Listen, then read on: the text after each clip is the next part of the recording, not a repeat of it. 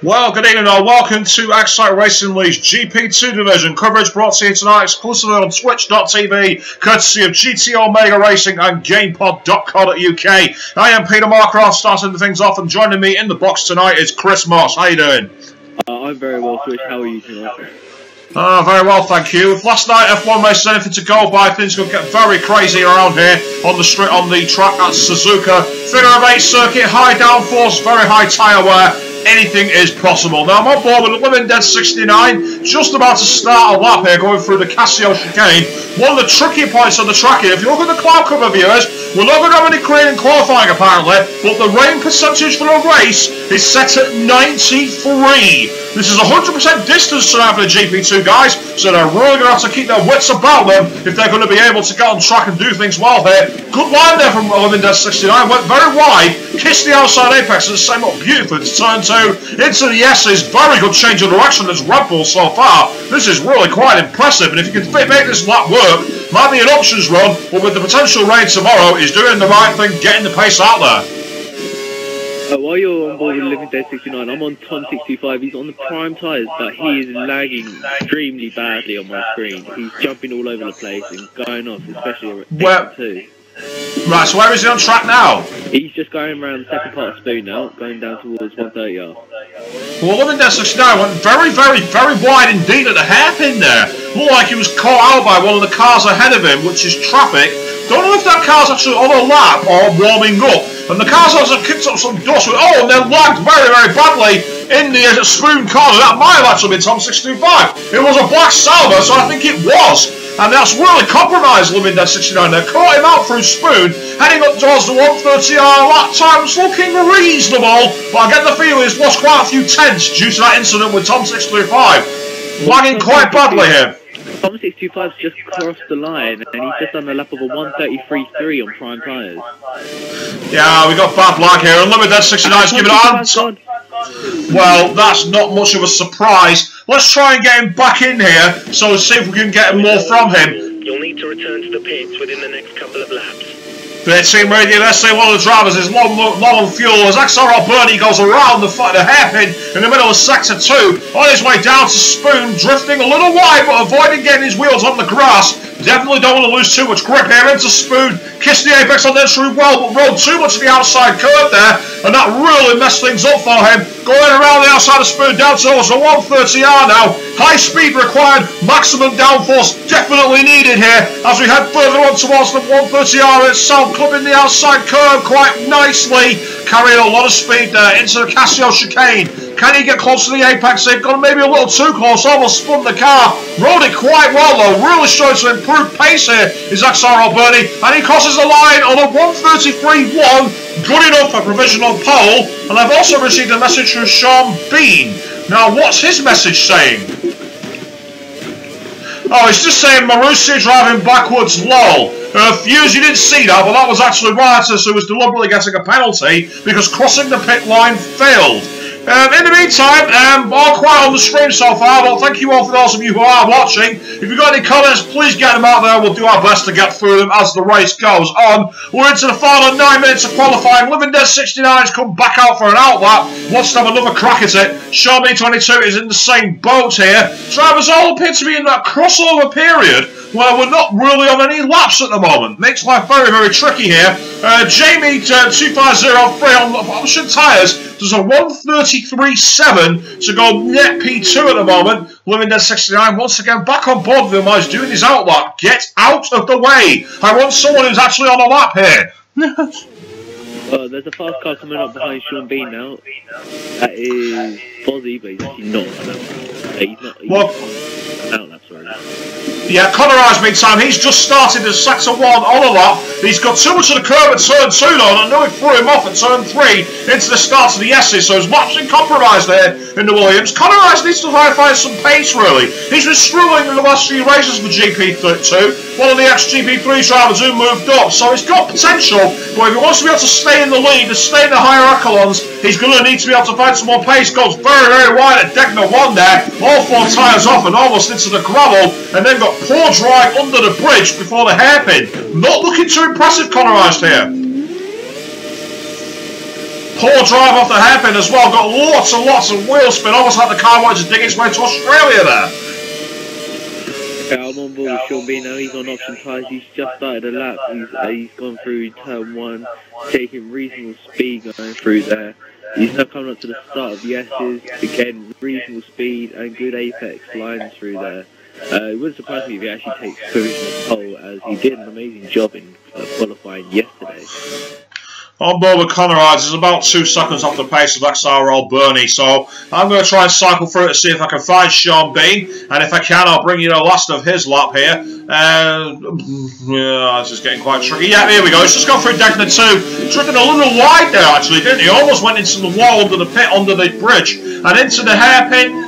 Not quite on the apex there, but he's got some decent wheel grip out of the corner, which has catapulted him forward, so not bad at all. Heading out towards Spoon Curve, he's got a car ahead of him. Oh, I wonder who that is. Is he going to get in the way there? No, the Mercedes driver pulls right off the track at Spoon. Very good driving to ensure he doesn't obstruct Sean B, who did a decent job in F1 last night before he got the 5-second lag that brought out a safety car. We don't want to repeat of that if you're on track. Pace-wise looks pretty strong here, going to the end of sector 2 in the high 15s, so that's looking pretty promising. How far is he going to go for the 130R quite flat, in towards the Casio chicane, coming to the inside of Apex, both times beautifully here. This looks like quite a strong lap. Is he going to be up for provisional pole? Looks pretty good to me on a 1:32.7 to take provisional pole position. And that's but interesting. That's only 4 tenths difference between primes and options there. Yeah, that's a real surprise, because if you're actually looking on here, first place is Sean B on a 1:32.7, but then we've got a 33.1 in second, and then a 33.165 in third and fourth. So we've got some very, very close field. And look at that 69 in fifth on a 33.2. So the top 5 are all separated by very little space indeed. Ira Bowistow, one of the sub-drivers, has gone out on the prime tyres. An interesting choice with the threat of rain tomorrow in the race. But he's gone through the first sector on the way to the S's now. Looks quite planted in the Ferrari, but I don't think he's quite got the ultimate pace, being on the slower tyre. Heading out one sector over the final part of the S's, kissed that apex beautifully there. And that gets him in a great position now through the flat corners for Degner. Let's listen to the engine here. Oh, a bit too much gas there, almost spun the car. Really slipping and sliding, getting heat into the tyres, but despite that, has carried decent speed into the hairpin. 5 minutes of the session remaining. Yeah, team radio telling us there's 5 minutes of the session remaining here. I Love Jigsaw's has joined the race. Is he driving tonight? I don't know. Maybe Danny Biden, as he is champion F4 and he's possibly going to be GP2 driver. Maybe he's going to get a test. Yeah, we'll better keep an eye on that, because normally we've not been notified of any change in the order here. Sticking on board with Boas, coming up towards the end of sector 2. Time's pretty reasonable, especially for primes. Heading into the 130R, got a little close to the apex than he would wanted to there. Almost threw him off the track. Into the Casio chicane, crosses the inside apex quite nicely on the outside one of turn 2. But he's gone straight into the box, deciding to abort the lap. I've noted the Jigsaw's incident down just in case he's not stopping yet. That's fine. Meanwhile, XRL Bernie, he's coming out on a final flying run on the option tyres here. Let's ride on board as he employs DRS and Kers over the start-finish line. Best way to carry maximum momentum here. And we've lost connection to MJI1. That's the 3rd driver now we've seen bleed the lobby during qualifying. This is going to have massive impact on the race there as Bernie goes a bit too wide and almost flies off the track at turn 2, but recovers it quite nicely. Are you going to get MJI1 in here then? Yeah, I'm inviting him now. Excellent. Well, meantime, Bernie's currently in P2 on a 1:33.1. He was worried about his pace, but he's only 4 tenths off limit dead 69 here. And if he can get a good lap, he might be able to threaten getting close and be much further up the field than he expected. Going through the second part, Degner pace looks pretty strong. Good clean exit under the bridge here towards the hairpin. Quitting has taking much more of the apex than most of the drivers have seen so far, but still got poor traction coming out of the corner. MJI1 is back in, but he's going to be compromised now because he joins Tom 625 and also S Perez 68, who are all at the back of the grid, having not set a time officially. Heading into the second part of Spoon, pace looks pretty good. He's rocking the accelerator. What a dust there to the right of Spoon, but no car. Very strange.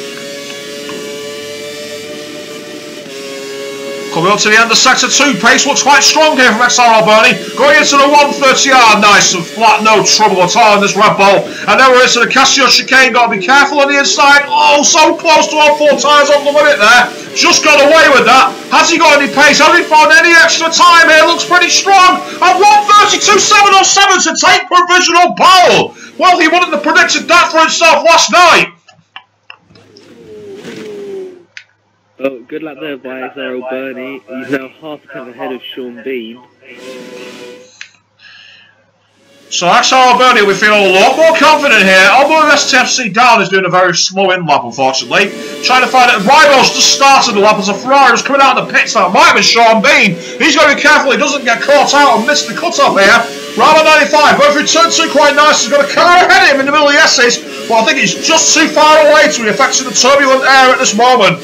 But you never know, the high downforce here is required. Jigsaw has just sent me a message saying he is racing tonight.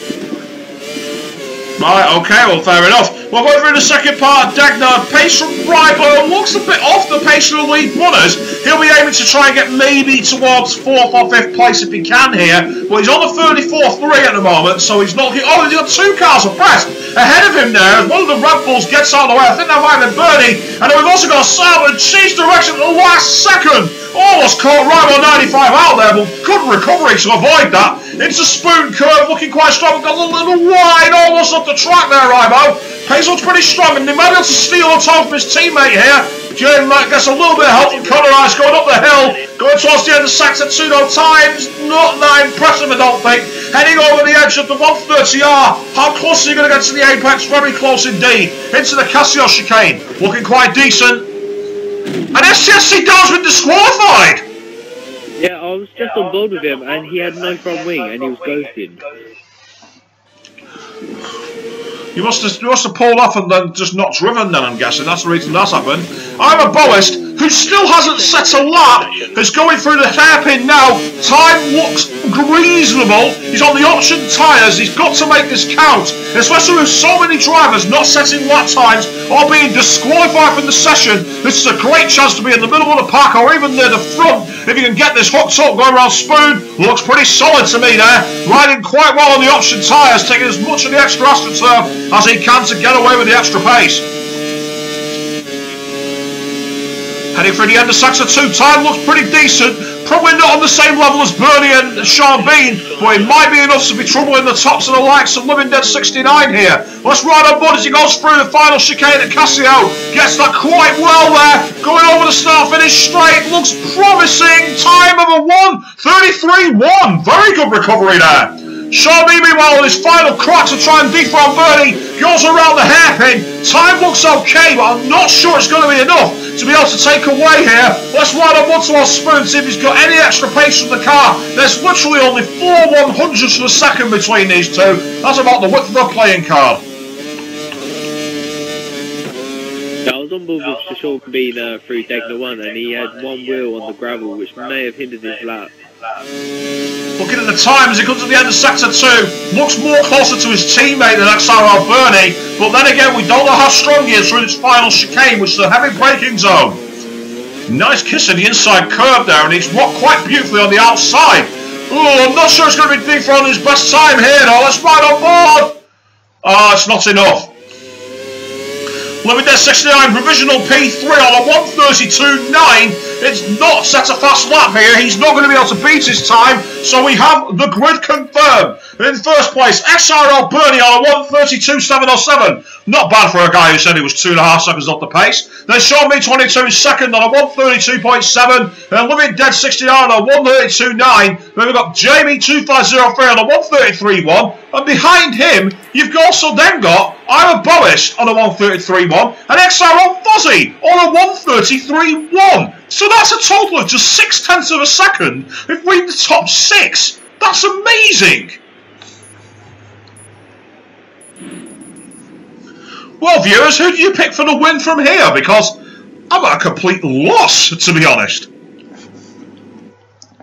I mean, it was a great qualifying session from Bernie, but I don't think race pace is going to work in his favour. I'm with you on that. I think over the rain, especially if it rains like it's threatening to do. When we looked at the radar before start of qualifying, it's at 93%. If it remains at that level into the race itself, anything is possible. I've been in races where it's had 0% chance of rain, yet we've had to start on wet tyres. It's been that bad. So anything is possible here. We know what this game's like. For all you people watching out there, thank you all for tuning in live on twitch.tv. Coverage brought to you tonight exclusively by GT Omega Racing and Gamecop.co.uk. In case you missed the introduction before, I'm Pete Markham, and joining me tonight is Chris Moss, subbing for Lee, who's not been able to get here due to an Xbox problem. So chance for you to join the big leagues tonight then, here, Chris. Yeah, I feel sorry for Lee. He had a decent race yesterday, but it's a shame that he can't be with us tonight. Well, as we can see, it's 93% on the radar. You can see that right in front of me here on the Marussia TV screen, but it's currently dry. So being able to have the choice of tyres, this is where the likes of Jigsaw, Perez, Tom625 and MJI1 may actually have a great opportunity, because these guys have really got the options here. Unbelievably, STSC Dawn starts behind us both. So one of us, I think it's you, is going to have to get out of the way. I don't think I'll affect him, but you will. So make sure you pull over to the left, I believe. Yeah, to make sure you get out of the way. But as I say, we've got 53 laps here, and we saw last night in the Formula 1 division how anything can happen as the track develops very, very quickly in terms of what can happen with the rain as well. And well, with Sean Bean in here who caused last night's safety car, who knows what's going to happen. But either way, let's not delay the inevitable. So let's get out onto the track to bring you uninterrupted coverage here. If you've got any questions or statements, please get them in the chat box. I'm currently on there, and the only comments are from me. Come on, let's get your interaction going here, viewers. And as I say, we've got one thing. I think tonight's strongest chance winner will be Living Dead 69. I know Bernie picked him last night, but he seems to have good long distance pace. But then again, Sean was surprising us all by being able to lead. Also on the street, Jambo says he thinks XRLGP2 to take the win. Well, he's certainly got the pace, so let's see what happens. Yeah, he was definitely running a lot with Bollocks in practice when I was practicing with him. So yeah, they've got all pace, and I wouldn't even count Jigsaw's out. He said that he's had very little practice, but we all know what little practice means in Jigsaw's world. That's why he's F4 World Champion.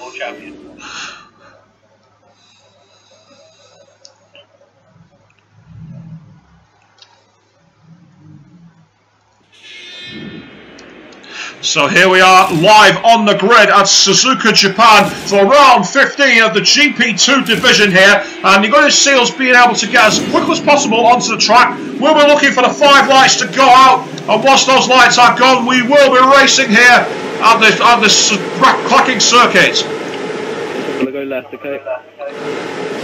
Lights out and away they go. Let's get ourselves to the front of the grid as quick as possible, as we've already got a great start from XRL Bernie, who's being tailed very, very quickly indeed by Sean Bean, repeating his lightning style. Living Dead 69 already up to P3. He's looking to go at the inside of both Sean Bean and XRL Bernie's under massive pressure here, as Sean Bean lines over to turn 30 in the S's and takes the lead of a sensational move. Living Dead 69 digging on well and down on the outside of turn 5 and manages to make that work. Sensational driving by the Red Bull driver there. XRL Bernie from pole is down to 3rd, but he's all over the back of his teammate now, heading down towards Vector 1 and 2. Has he got the chance here to get a toe and be able to attack at the hairpin? Behind him, we've got the Sauber and also Ivan Boris and the Ferrari to Jamie 2503. Meanwhile, XRL Bernie's got a better drive on Vector 1 and Vector 2, and overtakes Living Dead 69 initially. We're into the hairpin corner. Oh, they drift wide. The Red Bulls touch, and they're flying press coming off the hairpin. Unbelievably, there's no one off the track, and Ivan Boris trying to go the long way around past Jamie, and unbelievably he's made that work to take 4th place. Absolutely sensational stuff. We've got a in the back. Well, Boris has just made a big mistake there and has been overtaken again by the Sauber here, being part of a Jamie 2503. Ahead of them, Living Dead 69 staring at the back of his teammate. But once again, Boris getting brilliant drive and goes past Jamie before the 130R goes off the track as Living Dead 69 lines up his teammate, outbreaks himself and misses the chicane. He's going to go all the way through, but he's got to make sure he gets that position back. Exactly what he's done, but both Boris and Jamie have gone through, and behind them we've got a 3-car scrap as well. With the Force India, we've got MJI 1 being tailed very quickly indeed by Connor Rice and the Williams. And behind Connor Rice is Rival 95 in the sister Williams. Off the track ahead, we've got one of the balls. Was that XRL Bernie? As Jamie is whacked off the track and back on into third place. Connor Rice will go to the inside of MJI 1. Makes a mistake. MJI 1 goes wide. There's Connor Rice overtaken by Rival. But then Connor Rice has better traction to get it back through the ashes. What is going on there? This is not F1. This is wacky races. Yeah, Jamie's lagging extremely badly on my screen. He's flying up in the sky. Rival 95 has just made a brilliant move on Connor Rice on the outside before Degner 1. And Connor Rice almost got swamped there by Tom 625 in the Sauber. Caught napping. Meanwhile, up ahead, once again, we've got the Red Bulls all over the place. All of a sudden, XRL Bernie 11.69. And what a move that was with Connor Rice on the inside. Kamui Kobayashi is going to happen. As Rival 95 wants to go on the inside of the Red Bull. I'm not sure if that's Living Dead or XRL Bernie. But either way, the Red Bull holds on at the moment. That indeed is Bernie. From Paul, he's down in 7th. What we did say his race pace didn't look harsh, but I didn't expect it to be this badly swamped. Well, Sean Bean and boys, the two Ferraris are now leading the race comfortably with XRL Bernie under massive pressure here because Rival 95 is looking to move Fernando Alonso around the inside of the 130R and Tom 625 nearly followed him. And we get the front McLaren has got the inside Tom 625 as Bernie takes out the bollard and the Casio chicane there. So unbelievable what's going on. Rival 95 is in 8th place and next thing, Perez 68 is currently in P9. Meanwhile, on the stream, Alan Cassassi says, great, no buffering before the start of the race, and then choose to have it right at the start. My luck. Just got off track. Boyce has lost the position to Jamie 2503 and he's now battling with MJI 1 through the S's. Rival 95 staring at the back of the red ball of XRL Bernie. But ahead of them, we've got another 3-car scrap going on. There's so much happening here, I can't keep up. MJI 1 is currently behind Living Dead 69. MJI 1's got a lot of dirt on the tyres here. That's going to compromise him in the deck there. And he's actually got colorised, I believe, or is that Ribo? There's colorised in the Williams. All behind him, it makes a mistake. MJI 1 goes a little too wide. Colorised going to the inside. They're going to go one way around at the hairpin. This is going to be very brave indeed. Colorised wisely gives the hole. As XRL Bernie tries to muscle his way through this contact there, but Colorised resists the pressure and keeps P6 for now. But XRL Bernie is not letting this go. He's like a dog with a bone here. Going to the inside of Spoon, trying to go the long way around. There's no grip there. The track's simply too narrow. And now he's got Ribo 95 staring at the back of it with better traction off the Spoon curve. Heading out to the 130R. XRL Bernie pulls out to the left of the slipstream and Colorised. They're going to be side by side into the 130R. We saw this in 2005. Can Bernie make it stick? Unbelievable on the inside of the 130R. Fantastic overtake. And Rival 95 on the brakes very, very late there, almost goes past the Casio chicane, but gets driven wide by Colorised, and now the McLaren, which is being part of Perez 68, is all over the back of the DRS flat, wide open for both Ribo and Perez, as they attempt to attack Colorised onto turn 1. Perez is splitting the atom here and beating the pair of them, but he's too far back, as Tom 65 whacks off the track and then right back on. That's unbelievable like that. Seems to be it's only the Salvers that are actually suffering from the lag. Both of them for me are lagging all over the place, but every other car is absolutely fine. It's absolutely crazy. All you people on the stream, have you got no breath left either? No wonder you're not putting your messages out there, but get them coming and we'll try to reach them. As Perez 68 in 9th place is being topped by Tom 625, but he's also got XRL Rusty and the Force India all over the back of him, and the clouds are starting to form here in Suzuka. How long is it going to be before the rain makes this even more crazy?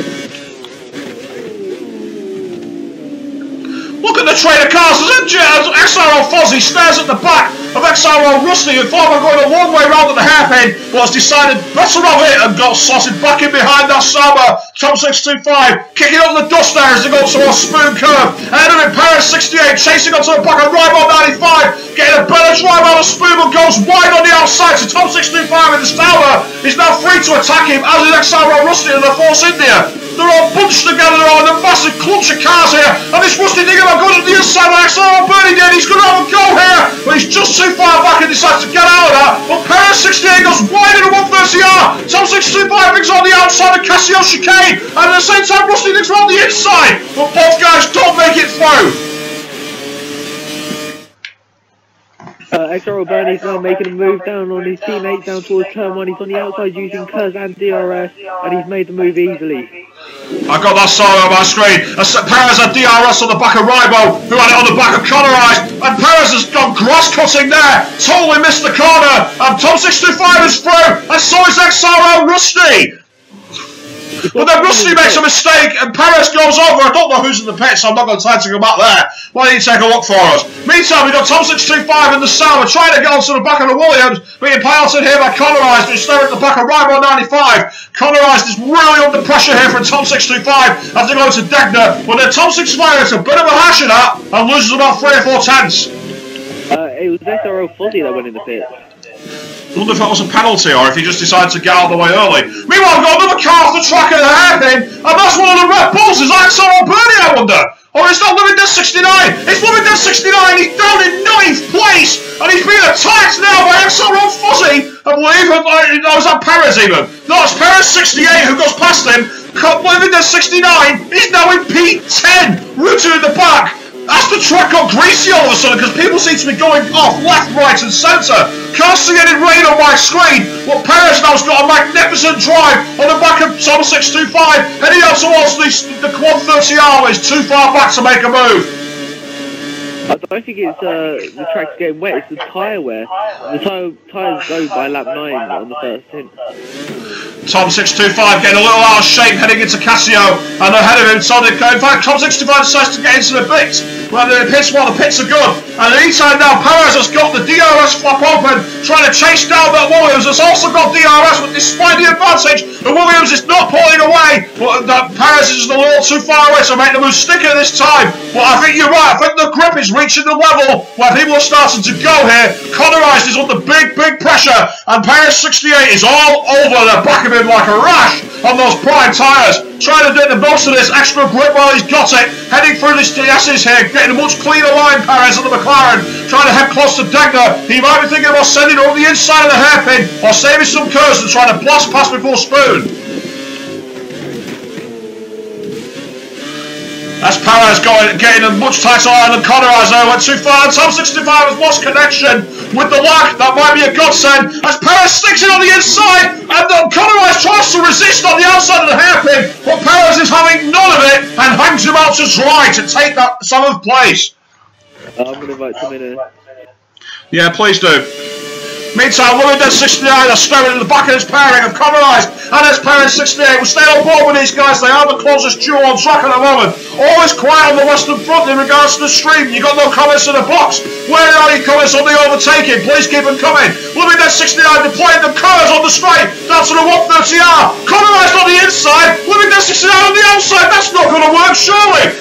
When Perez goes wide, Living Dead 69 goes through. As does Connorized. Connorized running out of grip into the Casio, and he drifts across. Hits Living Dead 69 there, and now XRL Rusty is not going to be able to attack Living Dead 69, who dives into the box. XRL Rusty is being under pressure here by Perez 68, heading out towards turn 1. DRS on Sammy Tom to get you away. We'll get to you in a moment. Heading into turn 1, the 3 cars here, but unfortunately not enough to be able to make the move stick.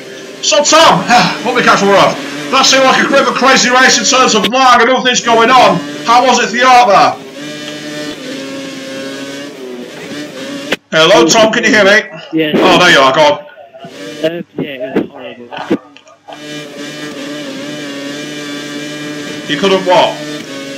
I'll say about the Connorized has gone off the track, and both Perez and XRL Rusty have gone past him now, heading into Degner 1 and 2. I think we may have lost communication with Tom, unfortunately. All we know is that it was horrible. Why? We don't know. Meanwhile, Ira Boas is all over MJI 1, coming out of the hairpin, heading into the right-hand kink at the side before Spoon. And Boas has got the legs for now, but heading into Spoon itself, MJI 1 has got the better line. Boas goes up the track, so does MJI 1. Now the question is, who's kept more momentum here? Heading on towards the 130R. MJI 1 seems to have a lot more pace than that force in there. Heading on the back back of Boris, who's weaving left and right, doing everything he can to keep the position. They're side by side, heading down to the 130R. We've seen this before. Can the MGI will make the mistake? Oh, both guys go off the track. MGI 1's going to have to yield that place because he went all four wheels off the track there. If he doesn't give that place back, that will be a penalty. Swish, some hit news. Both Red Bulls stacked their cars. They lost a lot of time. And now on his outlap, XRLGP2 has lost his front wing. Let's go from bad to worse for XRLGP2. Please note down the incident I just talked about a moment ago with MGI 1 getting the drop on the Ira Boas by going off the track at the 130R. Meanwhile, Conrad is now in P6. He's being attacked again by STFC Dan in the Mercedes, who's having a quiet recovery, having started from the very back of the grid due to that disqualification issue in qualifying. Heading through the S's on the prime tyres, and STFC Dan seems to have a lot more grip here. This is where he's got to make hay while the sun shines. For as long as it shines here, really, in Suzuka. And he goes right round the outside, midway through the S's there, because Conrad simply did not have the grip. Right, Tom, are you back amongst the living? Yep, I'm here. Okay, so you say it was horrible. What was the reason why? Yeah, it was just every corner there'd be a car right in front of you just stopped, and then, yeah, it would just suddenly jump, and then it was just horrible. You couldn't do a corner at racing speed. Oh, commiserations for that, because obviously there was a few issues due to the disconnections that were happening in qualifying. Heading forward to India at the Bud International Circuit, do you hope that you'll be able to have a better look there with that kind of track, or was you expecting big points at Suzuka? Well, at Suzuka, I was just kind of trying to get points, really. I'm in a fight with Dan, I think, at the minute in the table. And my main goal was to try and beat him. Didn't happen here, but hopefully I can try and make some points back in India. Okay, well, thank you very much for your time. Commiserations, and try hope you do better next week. Meantime, Perez 68 is all over the back of the Force India. I believe that's XRL Rusty on the prime tyres. It is indeed. In the pits, meanwhile, we've got a couple of guys there. We've got MGI 1 who's dived into the box for his pit stop, and he's been passed there by, I think that's one of Williams. I'm not sure which though. It's actually Jamie2503. Oh, it was Jamie2503 in the Sauber, who's come out ahead of Ira Boas, I believe, who's really been compromised thanks to that pass that MGI 1 did by going off the track. So MGI 1, oh hang on, I think I'm seeing rain. Yeah, it started to spit on track. It's starting to spit on track. So the guys who've just been into the box, like MGI 1, could have been seriously compromised here. Well, the guys like Perez, the guys like Rusty, and the guys like Boas, who started on the primes, might suddenly have control of the race as Rusty goes wide and Degner 1 and Degner 2 there, and as Perez goes thank you very much and takes second place for now as the rain has started to fall here at Suzuka. Well, we know what can happen with the rain. We've got a lagging car very badly on the minimap there in P4. Who is that? They were all over the place on the radars. Jamie, I believe. Yeah, in fourth I've got STFC Dan. Oh, he is in fourth, so it's fifth place. I was looking at the radar trying to work out the positions. As XRL Rusty gets a better drive off Perez 68, heading down towards the 130R. The rain is coming down. How quickly is the grip going to fall away from these slick tyres? XRL Rusty's passing a crack at Perez here. On the outside of 130R, he's gone all heaven for leather here. And he's made that move beautifully stick. Got clear past him before the corner.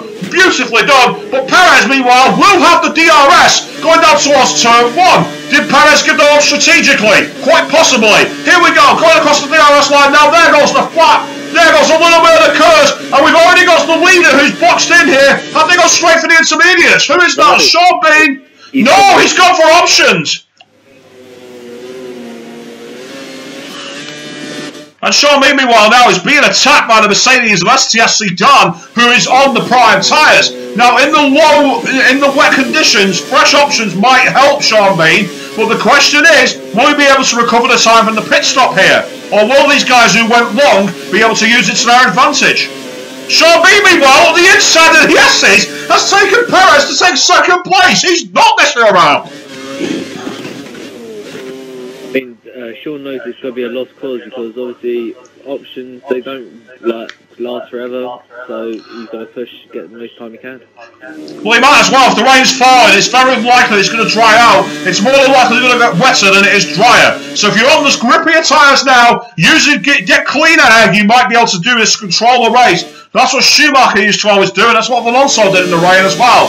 Meanwhile, we've got a bit of a spread. All the cars are kind of close together, but not close together in a strange way. They're all about half a second apart. But, however, up ahead, I think Sean B's having to go here. And unbelievably, he's already passed Rusty, but Rusty's retaliating on the outside of the 130R in the rain, on the less grippy tyres, and the inevitable happens. He goes off the track, and Sean Bean takes that position easy. Meanwhile, Total Bobbers has checked on the street saying, "Evening, everyone. What's happened so far, Swish?" Too bloody much. That's the answer to that question. Lots of insane driving, lots of overtakes, and lots of chaos. And if you missed it, make sure you check the archive out, because it's brilliant.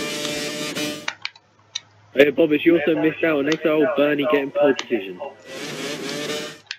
Well, meantime now, Rival 95 under pressure from Mima Boast in 6th place. And we've got MGI1 who's on the option tyres in the Force India, being pressurised by XRL Fozzy, who's not doing a bad job, but he's losing quite a bit of grip at the back of that McLaren now. As we've got the big train of cars though, from 6th place upwards, all very close together. We've got Boris behind, I believe that's Jamie in the Sauber, it is indeed, and he's right behind SCSC Dawn in the Mercedes, as Perez goes off the track at Degner 2 and loses 3 positions, possibly even 4 here. I think MGI1's also got past him, indeed he has. Unbelievable stuff, as Jamie goes on the inside of SCSC Dawn at the hairpin, who starts to spin the tyres over the edge. The grip is falling away from these drivers in the wet conditions. Intermediate tyres are a formality now, surely. Bob's trying to go to the inside of Spoon. Oh, what's going on with Jamie's car? I've not seen it like that, but since Forza 4. I think we might need to ask him to leave the lobby, because that is really bad. So you want me to send the dreaded message? I've never seen a car bouncing on the track of Formula 1. MGI1 down on the inside of Boris, and the CSC Dawn! Real contact on the inside there! MGI1 wisely doesn't take the position. He almost did 2 brilliant overtakes in one move, and then the CSC Dawn goes off the track. MGI1 takes the position and uses DRS to pull away. But Ivan Boris in the Ferrari is in a great position to attack him now, up the DRS to turn 1, and Boris does a superb job to do the pair of them, as XRL Rusty goes off the track at turn 2. The grip has simply fallen away from these guys now, and it's amazing car control from the likes of Boris, MGI1 and SCSC Dawn that's keeping them in this race. I'm sending that message now.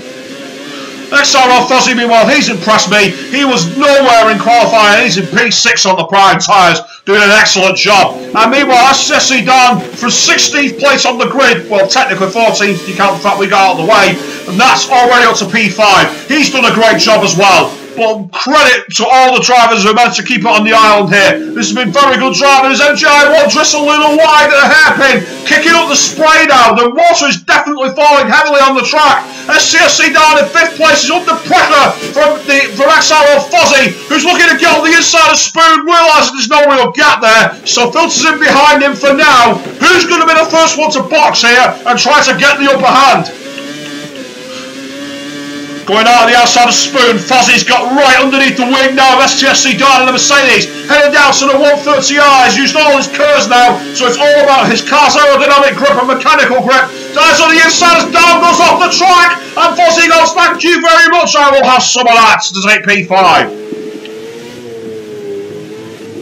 I've sent Damien a message, so hopefully lagging is getting ridiculous. He's alright at the moment. It was pretty... Jambo's saying it's a lobby lag, don't kick him out, he's not a ghost car. Well, the fact of the matter is we have to try and prevent lag as far as possible, and that's really causing problems. Bloomingdale 69 in 10th place is trying to recover here, as we got one of the Williams ahead, which is Rybo trying to go to the inside of XRL Rusty at turn 2, and that sets him up beautifully for free. He keeps it on the island magnificently right to take position, and now he's staring at the back of Perez 68, but behind him we've got XRL Rusty in the Force India under attack from Bloomingdale 69. Bloomingdale 69 gets a brilliant line as XRL Rusty goes off the track. The Red Bull doing well to keep the grip there, and Rybo 95 heading through Degner 1. Oh, he's got so much extra pace than Perez. Almost went into the back of him there, but beautiful car control stopped an accident happening. Great job. Right, according to this, apparently on the stream, they're saying that Tour Bobbs is saying F1 Guides had the same issue and we didn't kick him out. Well, as far as I'm aware, it's the rules, but if I'm wrong, I'm wrong. I've heard this before. Woman does 69 meantime, going up behind Rob on 95X and the Williams, looking pretty strong here. Down at the inside of Spoon, oh, wheels contact, and they both guys go off the track, as does Perez, and Ribo is left to carry on. Woman does 69 not taking a position. Well, at the moment, the driver's not left the lobby, so hopefully we'll carry on as we are. Meantime, Luminette 69 heading down towards 130R. Going on the outside, a great drive. Can he keep it on the aisle through onto the R? Yes, he can. Excellent overtake there.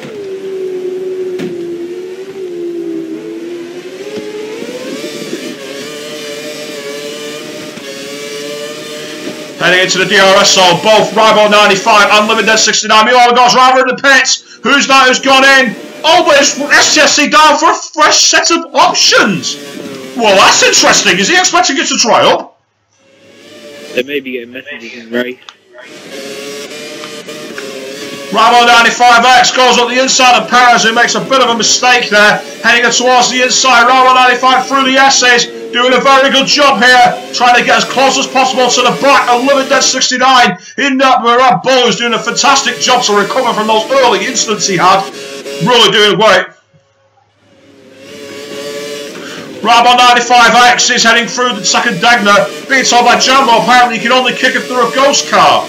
Well, how do we tell the difference? It's one of those things, we're seeing cars all over the place now in position.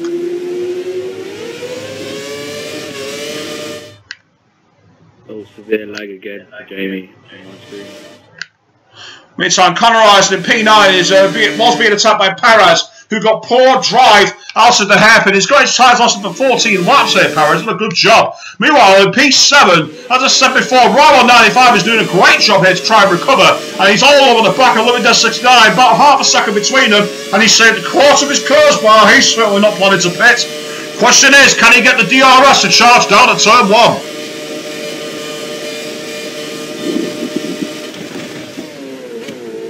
Heading into the Casio chicane, Ribo takes 4 tyres off on the inside of both corners. He can't keep doing that, or that will be a penalty.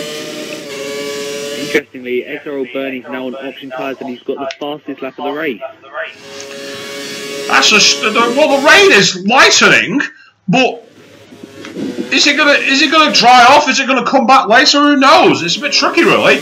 MGI1, meanwhile, in the Force India is still attacking the back of Ira Boris in the Ferrari, who's doing a great job subbing for all the other drivers tonight, subbing for Nikita in P3. Heading into Degner 1, MGI1's getting very, very close to the back of that Ferrari. The option tyres of the Force India are definitely helping, as the drivers are coping with the conditions in very different degrees here, and the rain may spice things up, but the guys are certainly doing a good job.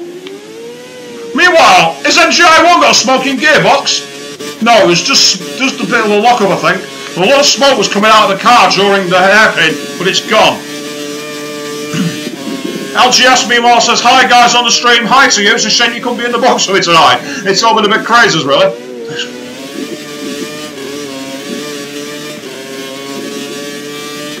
Where are you on track at the moment, Chris? I'm currently around turn 2 with XRL Bernie. He's just on the lap time of 2:02. Wow. So from the fastest lap to that? Yeah. Well, heading into the Casio chicane. Once again, a lot of smoke coming out of MGI1's back of his car, going through the corners. Meanwhile, Smitty Lad is asking me to join the party. I'm working, Smitty!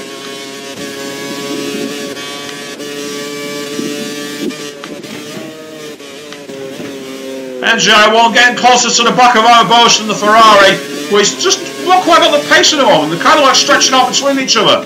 And that's impressive from Boist, because he's actually doing a really good job being on the prime tyres, which I don't think he's yet changed. He's certainly pushing this stint as long as he can.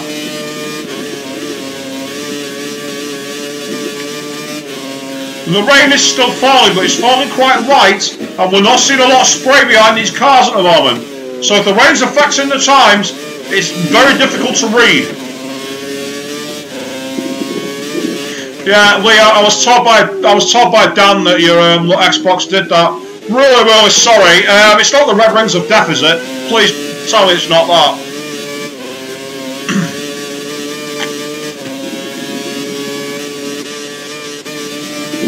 Well, Swish, I know that you're a fan of Cockpit View, and XRL Bernie's actually got one winger. I don't know that, so I'm giving you the information.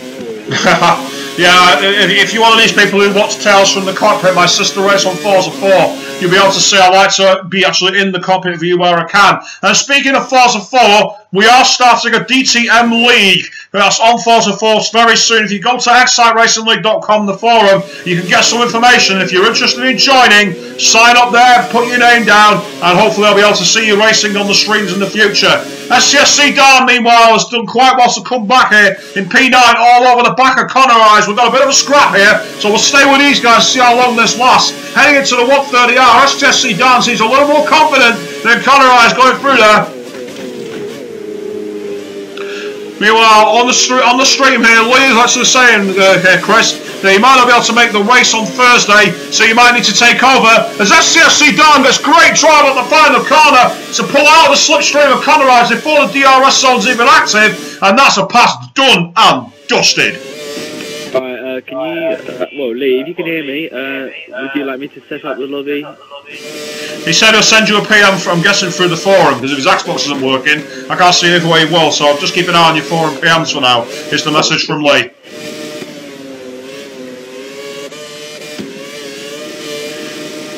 But yeah, so we have got a little bit of a lull in the action here, viewers, because the crazy conditions have made things very difficult. Running at the top, as I say, we're going to sort of try and get to the front of the grid. XRL Bernie, he's on the intermediate tyres.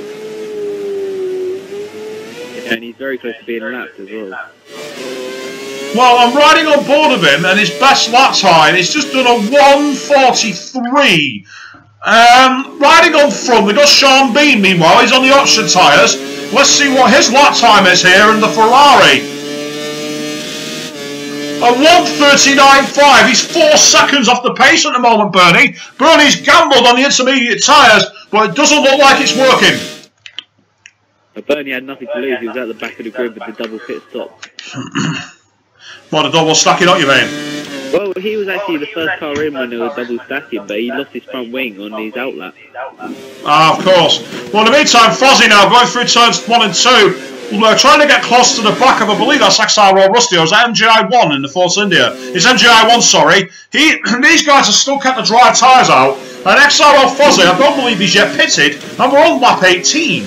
Are these cruel conditions making it easier for the tyres to last? Whatever's working, he's really making hay while the rain falls. I can't say the rest of the phrase because the sun isn't shining.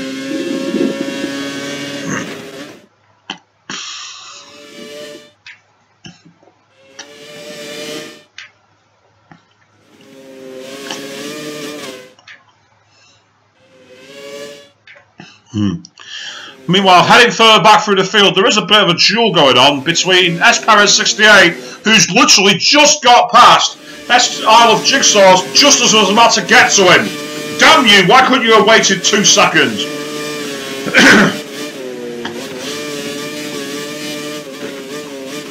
On the stream, Lee is saying basically, Chris, he needs you to host, try and get all the drivers on your friends list, and also you'll be driving the 1996 Ferrari. Yippee. Yeah, that's how finally. Well, in the meantime now, look, Jigsaw's trying to get close to the back of Perez. He's nowhere, he's falling away from this. Meantime, I'm just going to take a quick ride with XRL Bernie on these intermediate tyres. He is kicking up spray, so there is obviously moisture on there, but looking at the track, it's not very wet, and I'm still seeing tyre marks. Now, if you see tyre marks, that surely tells you, oh, actually, we've got guys scrambling for the pits. Who have we got in? They'll be the backgrounds, won't they? So it'll be people like Frosty, maybe. Well, we've actually got yellow flags now, as well. Actually, MGI1 is just coming out of the pits on prime tyres. Limited 69 on options. Well, these guys are, and also Rival 95 on primes. These guys are obviously not interested. Rusty's also coming in to change his tyres. He was on the prime tyres, and he's gone for a set of intermediates. So we've got split strategies here. Some drivers are thinking it's inters now, other drivers are thinking it's actually better to stay on the dry tyres. Let's ride up more with Rusty, because he's just gone out on the intermediate tyres. Now, XRL Bernie, meanwhile, has gone off the track and lost the front wing. He's done it again. He's lost another wing.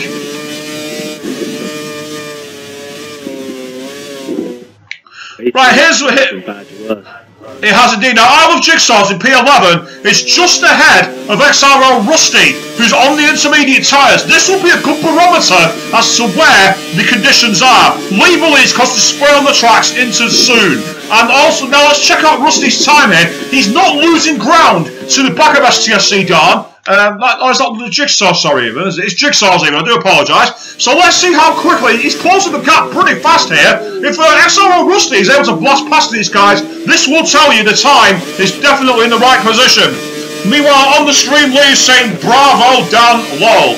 Well, not much else to say from that. Silver Bobbits reckons that Bernie is going to retire. I'd expect that. Oh no, he's actually gone for a pit stop. XRL Rusty trying to go to the inside of Jigsaw's got a little wide, the second part of Spoon, and Rusty now is going to try and out-drag him down towards the 130R here. Now of course he won't have any kind of DRS because he's not on dry tyres, but he's not going to even wait for that. He's going to the 130R and going thanks a lot, I'm through. But the question is, can Jigsaw's fight back? Heading towards the Casio chicane, he's on the inside and takes the position back. Wow! Great confidence in these dry tyres there from I Love Jigsaw's. What performance! Oh, strangely, Rusty's got DRS, even though he's on the intermediate compound. Maybe it's because the race officials haven't called it a rep race. He may be still allowed to use the DRS. Possibly. I'm not sure how that works on this game. Oh well, never mind. So XRL Rusty now is going to have to do it all over again, thanks to that amazing move by Jigsaw's, who was able to fight back beautifully, having got great drive on the 130R and was able to somehow stop the car in the middle of the Casio chicane. But Rusty's got so much better grip through the S's, he goes, thank you, I'm having this, I'm not waiting any longer. Meanwhile, a third one, you've got to be kidding me! Oh, he has as well! What is he doing? This is unbelievable for XRL Bernie! I think this is the lap where he's going to retire. Well, right, it's definitely time for intermediate tyres now because I Love Jigsaw's is kicking up spray on the prime tyres and they are completely slick. If they're kicking up spray, it's definitely time to box. So moving through the field, Perez in 10th is still on the primes. Rambo 95, he's on the prime tyres heading through the Casio chicane. Is he going to box here? No, because Connorized is. Oh, but so is Rambo. He's going to be slapped behind his teammate. Yes, Rambo is going to lose about 10 seconds here because Connorized has boxed at exactly the same time and he's going to be stacked up behind his teammate. Rival 95 is losing so much time here, and that has also, as a result of that, brought one of the guys behind him, which is Perez, much closer. I think Lee finds this funny. He certainly does with the amount of lulls he's part of the on the stream at the moment. XRL Rusty goes through to P9 as a result of that Williams double stack in the pits. Connorized is in P8 now, and we've got STSC Don still running on the option tyres. He's not giving up the ghost here, and neither is Living Dead 69. Now, the question is, have these guys lost a load of time? XRL Bernie finally retires. Yeah. Get him in. We need to find out exactly what happened.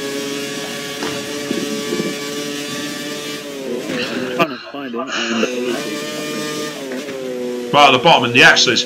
Meantime, STSC Darn trying to get as close as he can to the Living Dead 69 here. Living Dead 69 has driven clean away from him for a spoon. Still going to be out straight away. Is Living Dead 69 going to try and go straight to the wets here and try and bypass the intermediates? Let's have a look. Let's ride on board. He goes for the box right now. So here we go. Guys into the pits. Behind him, STSC Don also boxes. So this is a key question here. What time has he gone for? He's gone for the intermediates. Probably a wise choice. Meantime, at the same time, STSC Don, he's gone for the intermediates too. So everyone's not confident enough to try the wets yet. According to Lee, he expects 138 or 39s as good times to be expecting on Inters. Well, MGI1's fastest time was a 138.0, but I don't know if that was set on the intermediates or the dries. Boris, meanwhile, is going through to the Degna 1 and 2, but ahead of them, Jamie 2503 is attacking XRL Fozzie, and Fozzie has still not gone in for intermediate tyres, goes totally wide at the hairpin. He's going to lose loads of time here. I reckon he's more than likely, he's already been blasted past by Jamie 2503, definitely showing that the tyres match the conditions now, and I would expect behind him very quickly to see Ira Boris also blast up to him. According to Lee, you need standing water on the track before you can go onto the wets. Expert advice for all you people in the lower divisions who've not yet experienced the thrills of a wet race online. Like I say, thanks for the advice. So heading further on down the 130R, they're right on board with Boris because he's not too far behind that McLaren there of XRL Fozzie. Fozzie should definitely be diving into the box this lap. I'll be very surprised if he tries to stay out now.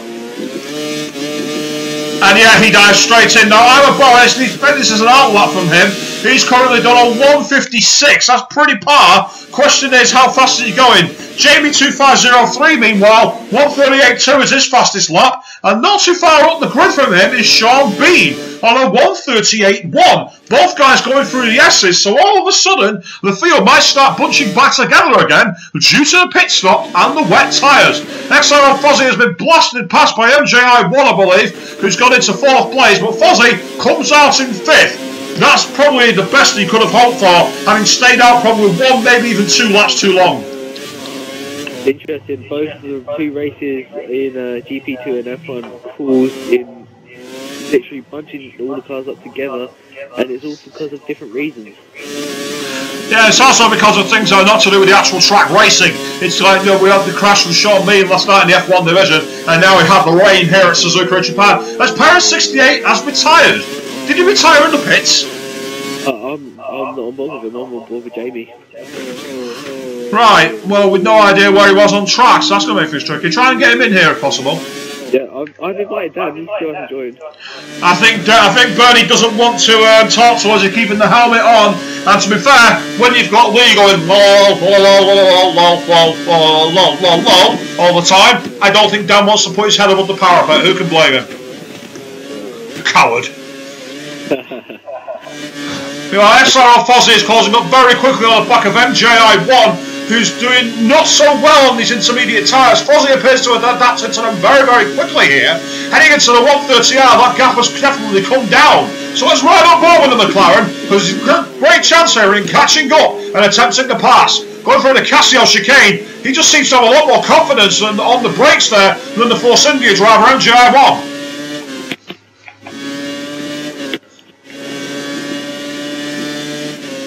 I think we found OGS's word of the week. It's not really a word, is it? It's more an acronym.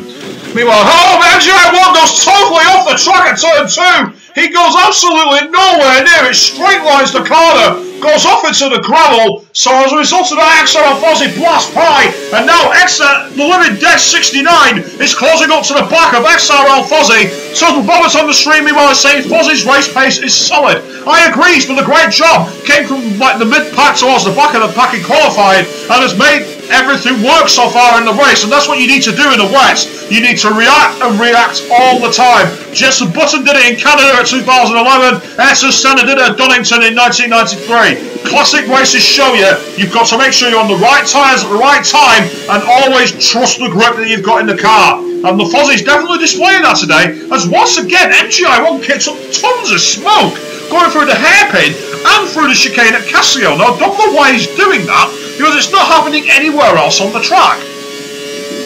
Amazing, because the gap between Sean Bean and Jamie, and even now Boyce, is probably now down to about 6 seconds between the 3 of them. Well, I'm on board with Lewin 69 at the moment, who's getting very, very close to the back of MJI1. LGS 469's Lee says, do you get a penalty from a smoky gearbox? I believe you get a reprimand at first, but again, it's the rules for that, I'm not sure how it applies. Is it like going through the odd corner, or does the smoking gearbox, like on the last game, happen all on the track? I don't really know how it works. Depends how serious it is, I guess. We'll note it down, and then obviously we can pass it on to the head stewards to decide, because I'm not qualified to make the decision. Louis 69 getting closer to the back of NGI1, but he's responding, picking up the pace where he needs to in these conditions, doing a very strong job at the moment.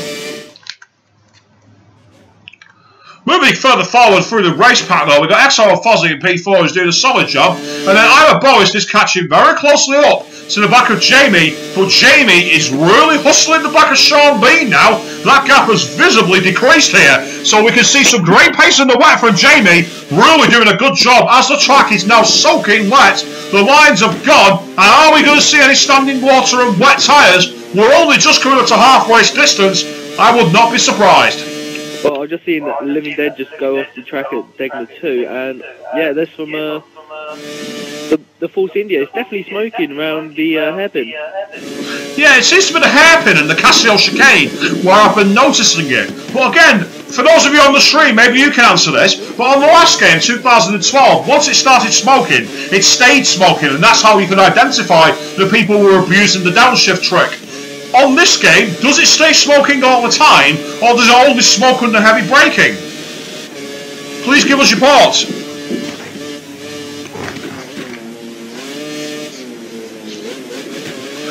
Jamie 2503 doing as best as he can to get closer to the back here of Sean B22, who is having a much more solid race than the Formula 1 race he had last night, where all the wheels came off the axle quite literally. Sean, apparently, according to Bob, said in practice, he did not want it to rain as he was lacking on pace. Well, evidently at the moment, Jamie's certainly got the legs on him, but the gap is not decreasing too sharply, so it's a question as to whether the conditions get better or worse. That's the trick. And also if Jamie can keep his car on the track, because I've just seen him go up to miles and back. Right, well, on my screen, his connection is actually quite steady at the moment, so maybe... knocks on me hitting wood there, it manages to stay this way for the rest of the race. As we head down towards Spoon Curve, the gap has shrunk a little bit, a few more metres have been shaved off there, so Sean Bean will be starting to feel the pressure a bit here as we head down through Spoon Curve, and indeed, Jamie appears to have just a bit more confidence in the car, getting the grip out of it, and he heads out of Spoon down towards the 130R. Riding on board, trying to get as close as he can here. I mean, the conditions at Suzuka are very, very difficult when it gets raining. Part of the problem is due to the figure of 8 condition, the loadings on the tyres change direction halfway through the lap. So when you've got rain affecting that, it makes things very difficult indeed. In 1996, of course, we saw both Schumacher and Damon Hill racing really close together, and no one else anywhere near them as a result due to the rain. And who can forget the race at Monaco in 1996, where due to the rain only 3 cars finished. But Jamie 2503 has carved his lead right down by Sean now, who had a scruffy start to Sector 1, and he's all over the back of him through the S's. Beckel has been joined here. This looks pretty strong here as Jamie 2503 comes out of the S's towards Degner. Well, meanwhile, Turtle Roberts says he believes that the car will only smoke into heavy braking zones, but then again, no one else is having the same issue on the race, so we don't know if that's there. Best thing to do here, as far as I'm concerned for that, Chris, is note it in the stewards report, and we'll pass it on to the stewards to decide. Meanwhile, Jamie Thornbell taking up the inside at the hairpin there. Both drivers getting out of the power and going over the inside asphalt. No grip there when it's raining, that's for sure. Jamie 2503 trying to get as close to the back of Sean B22 as he can. Sean B22 goes off the track and Spoon, and Jamie dives on the inside and goes, cheers mate, I will have the lead. Now Sean Bean, he's not giving up though, fights back with Kurz, gets into the slipstream, his visor will be filling with water, it'll be almost impossible to see, but he pulls onto the outside. You can't go on the outside in the wet, that's not possible, and he still tries his best but unfortunately goes off the track. Well, it was worth a try, he had nothing to lose, but that's a question of discretion should have been the better part of Fowler there, really. Oh, once again we've got Jamie bouncing on the track here, popping wheelies. Welcome to the San Andreas version of Formula 1. As Jamie... Yeah, he made a big mistake there. I don't know if that's because he was too busy doing the low-rider version of his car, or if he simply outbraked himself. But Sean Bean in the S's now is getting a lot closer to him. These two are battling for the lead. We're only a half-race distance, and the rain is falling. Who knows what's going to happen? Don't count Boyce out of this yet. He's catching them up because of these two wobbling. Exactly, and when you're in the rain, you get turbulent air, you get lower grip, and you also get reduced visibility. Makes life so tricky for the drivers. It's so much easier to spin the car, it's so much easier to brake and go off the track, and of course it's so much easier to simply not see where you are. Meanwhile, Jambo asks, why does the title say CP2 rather than GP2? The answer is, me being an idiot when I was editing the thing in a rush, that's the reason. And no, I'm not going to change it unless you all would rather look at me editing the stream than watching the race. I think I know what I'd rather do. I think they'd all rather hear from Bernie. I think Bernie's driven off into the night. He doesn't want to be spoken to. He knows that he's completely made a hash of this race, going from pole position to breaking his wing 3 times. I'm sorry, but that's reject of the race. Harsh much, but very fair. It's a fact, that's all I can say. Hopefully you'll be able to talk to him on Sunday stream and we'll be able to hear it. And Boyce is now going to pit. Interesting, so let's ride on board. What tyres is he going for? Is he going to try wets here, I wonder? I think he might be. Yes, he has! Right, I'm going to ride on board with Boyce because I don't think the conditions are wet enough. Let's ride on board. I'm not really seeing any standing water, and that was Lee's clue as to when you need it. Let's ride on board here. Doesn't sound good to me. Heading into the first curve though, looking like he run a little out of grip there, understeered a bit. Got no grip, he's aquaplaning and lagging. Yeah, now he's lagging, which makes, I think that's 5-second lags to make things work. 2 other guys have got into the pit, so they're reacting to Boas and caught themselves out. And yes, Total Boas, Dan did get pole. You missed that. That's what Chris told you earlier in the stream. Yeah, Fozzie's now on wet tyres. Well, I don't think this is a wise call here from these guys. Looking at the way Boas was driving. Let's ride on board with Fozzie. He's not too... In fact, he's got a car right up his trumpet, which is STFC Dan in the intermediates. Right, this is where we'll stay, because this will tell us which tyre is definitely better than the other. But as STFC Dan gets all over the back of him, these guys know they've made a big mistake. But if Fozzie can break away, maybe they pulled on a blinder here. Well, seeing as Dan STFC and C Dan track, I'm guessing Fozzie.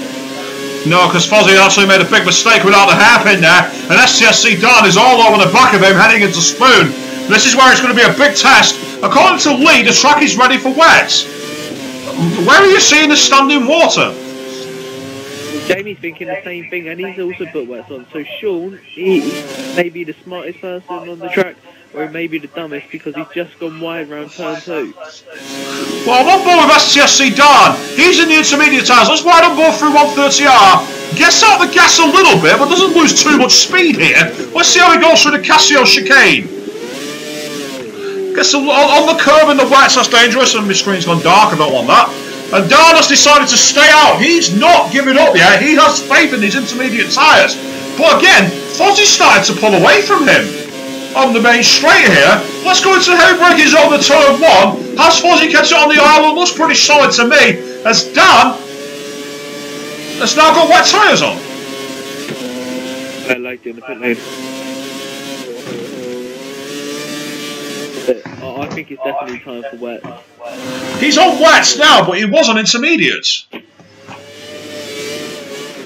Limit Dead 69 is on intermediates meanwhile, going through the S's. And he doesn't look like he's having a lot of fun. You are starting to see the puddles forming at the end of Sector 1 now. So maybe this is just about the crossover period. Heading into the Degner 1, but Limit Dead 69 seems to have plenty of grip at the moment. Is he being able to keep this car going? Now, could he get a march on the other guys? Don't think so. Yeah, puddles are starting to form the straight with 130R now. Yeah, it looks like the time is definitely crossed over. So Lee once again showing the keen eye for when you change the tyres over. Definitely getting things right there. Advice for all you guys in GP2 and F4 and F5000 who are going to be racing here on the Tuesday and Wednesday nights. GP3 will be streamed tomorrow night live by Dan. So please, everyone, if you're watching that, get on the comments and ask him about tonight's race, because I want to know what the hell happened. Meantime, on the Wednesday, of course, it's going to be F5000 this week, rather than the F4, who are going to be in position to show you the stream. And then Lee, as you can give us information on the stream here, which track is it going to be for the Classics race on the 90s on the Thursday evening?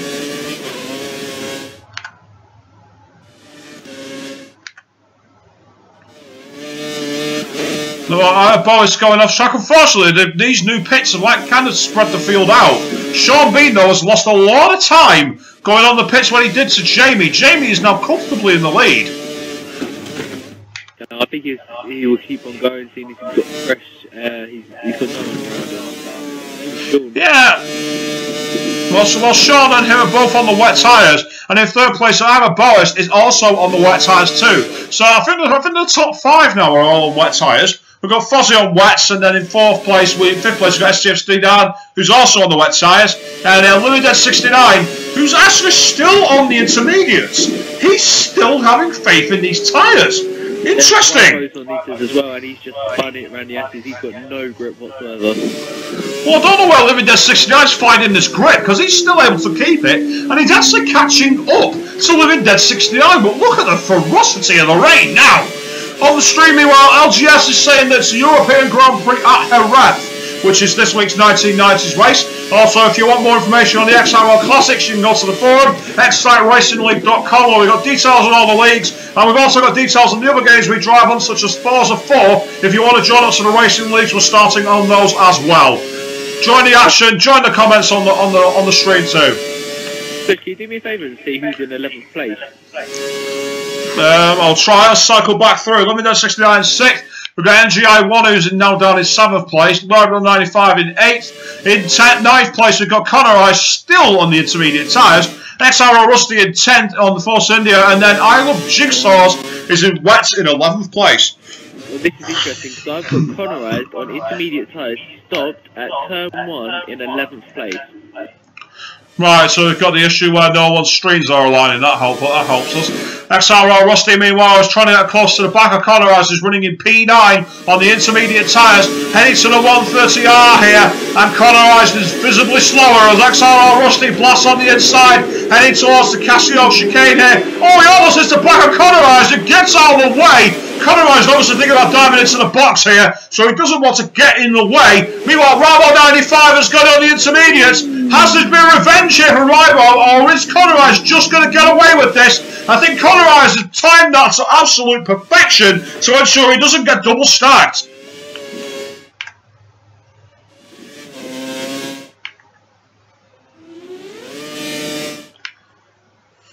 Heading through, to try and find drivers who are close to each other. We've got XRL Fozzie about to start Spoon. Boas is just leaving Spoon, so they're not really close to each other. And Sean Bean going through the 130R as Jamie 2503 goes through Casio. So I would say that again, the gap's about 4 or 5 seconds between these two.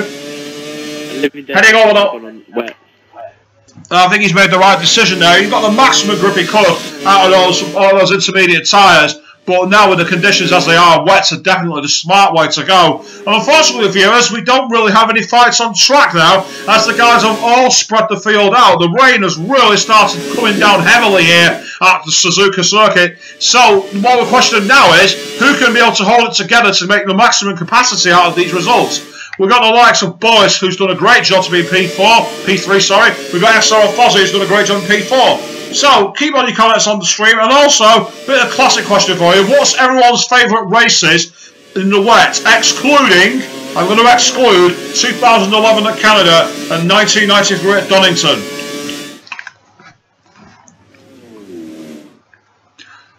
Okay, have you got a little bit more? Is it an entire wet race or? No, just wet. Just wet. If it rains and the track gets wet, whether it's 1 lap or 80 laps, doesn't matter. 2008 Brazil. 2008 Brazil, with the title being decided right at the end of the final corner. Yep. Now you see, that's good, but I'm going to raise you 2003 at Brazil.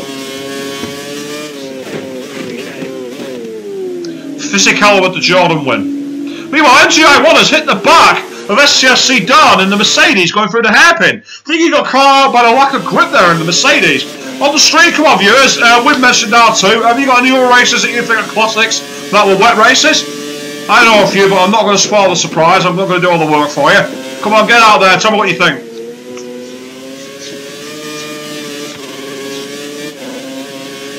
Yeah, Conrad is...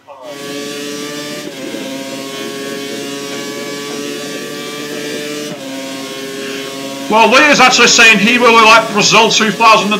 We're going all South American here on the street tonight. Yes, that was also a very good race where we had Nico Hulkenberg nearly doing the giant-killing performance to take a win for Force India. If it wasn't for Lewis Hamilton deciding to take him off the track.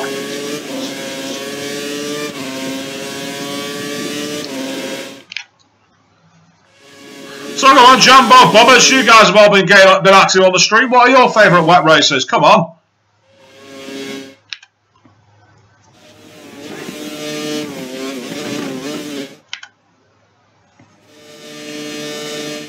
Jamie2503, meanwhile going through the hairpin, there's built quite a lead now over Sean Bean. Quite a long lead indeed now. But yeah, Lee is saying that Brazil does bring good wet races, it's true. 2001, 2003, 2008, 2012. But for me, when it comes to one of the greatest wet races of all time, not my favourite, but one of them, well, Lee's mentioned Fuji 2007, that was okay, but that wasn't that special. I'd much rather have Fuji 1976 if you talk about Fuji. But one of the best wet races, of course, was none other than Spa 1998. Yeah, carnage. Keep an eye out for any debris. According to the website F1 Rejects, I got the gold medal for the Panel Beaters Award, where 14 cars all set to ram into each other. Monaco 2008 gets a mention from Lee. I don't really remember Monaco 2008, to be honest. I don't remember much about it. I've got a good call, but all you Sebastian Vettel haters are going to hate me, but I'm going to say it, Monza 2008, first ever win in the Toro Rosso. That was a good race, but I actually say that also another good one was Silverstone 2008. That was where Lewis Hamilton just completely blew the field away. And Rubens Barrichello got a fairy tale podium for Honda in that truly terrible crap box of a car. So not only are we going South American, but we're also going back to 2008. In 2008 had quite a few good ones. Also, does anyone remember the Nürburgring in 2007? Where Marcus Finkelhock was leading the race in his only ever entry in F1. Has any other driver ever done that? I don't think so.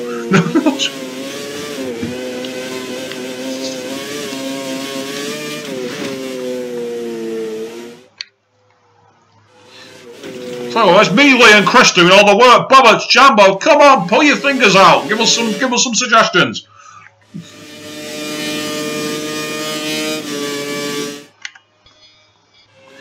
I say, unfortunately, we do have a bit of a lack of on-track action at the moment because at the moment, the front end players, Jamie definitely has this lead. Now, it's all a question as to whether the track dries or not. Because at the moment, it's going to be very tricky. Jamie 2503 going through the Casio chicane at the same time that Sean Bean hasn't even reached the 130R. Now, on the stream, Bobbert is saying he hates to say it, but Monza 2008 is his choice. Lee was Monaco was where, according to Lee, Hamilton hit the barrier early on, got a puncher but still won. Now I remember it. Yes. I've got another one for all the Senna fans. XRL 1985. Oh, good call. What about Monaco 84? If you're a Senna fan. Where the great Alan Prost had to quit because it was too dangerous, and Senna almost got a victory for Tolman.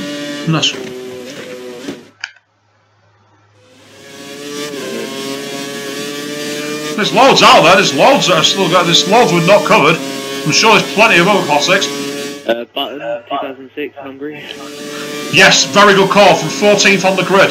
Also, that was where Alonso had a great chance of winning it from something like, was it even 16th or something daft like that? Yeah. And then he ended up crashing out. Meanwhile, Lee nominates Spain 96, which he says was Schumacher's best race. Yeah, 45-second gap he had. Yeah, that was a big one. And another cracker, one of my all-time favourites, Hockenheim, in 2001. Where Rubens Barrichello won from 18th on the grid. Rusty has retired indeed, as Living Dead 69 goes off the track. Sean Bean's done exactly the same thing. Sean Bean's all gone off the track but not retired. He's retired then. I thought, why is he retired in second place? Went off track. Now, meanwhile, XRL Fozzy has closed up very, very quickly now to the back of one of the Ferraris. Is that Sean Bean who went off the track? No, it's Boist. So, we've got a scrap for the podium. Woohoo! We're back racing here in Suzuka, and the question is, will it dry out before the end of the race? It might get to intermediates territory, but I can't see it reaching the dries. So, Boist now under big pressure, as XRL Fozzy is really looking planted in that McLaren. He's really got the grip at the moment on the track. Definitely really doing a great performance here. There goes. Excellent, good call. Meanwhile, Kurz has been deployed there by Fozzy. Thinking about moving turn one. Oh! Boist catches him out. Fozzy hits him off the track there, and Boist has spun round, and at the same time, Fozzy has not stopped. We'll need to keep an eye on it. If Fozzy gets a drive-through, then he may avoid that, but if he doesn't, that's definitely going to be a penalty. No doubts about it.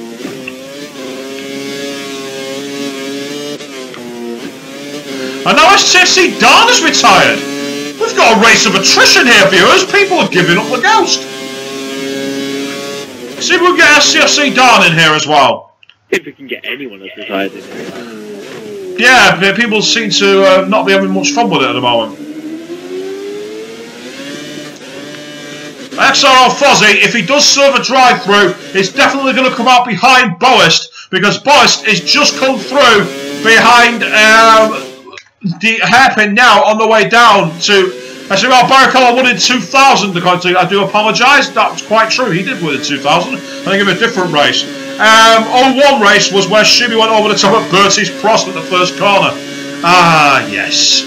Schumacher had a habit of doing that. Who was it he used to do that to in Singapore all the time? Oh, yes. Jean-Eric Verne.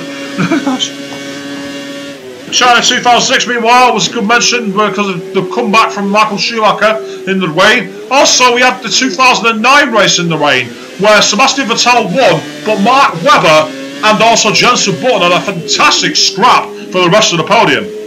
Ozzy's in for a pit stop. And what's that? He can't be going through intermediates. Yeah, it's just his tyres are just worn out. That's all the reason for that is. Sean Bean now is definitely way ahead in P3.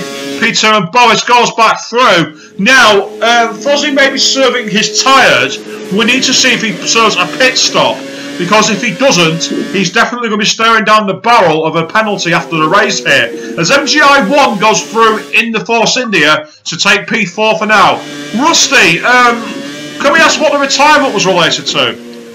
I got smashed off by the lagging car on Vernie's screen it says fifth. On my screen I was 7th and he was 6th. But on my screen now where I'm retired he's 1st.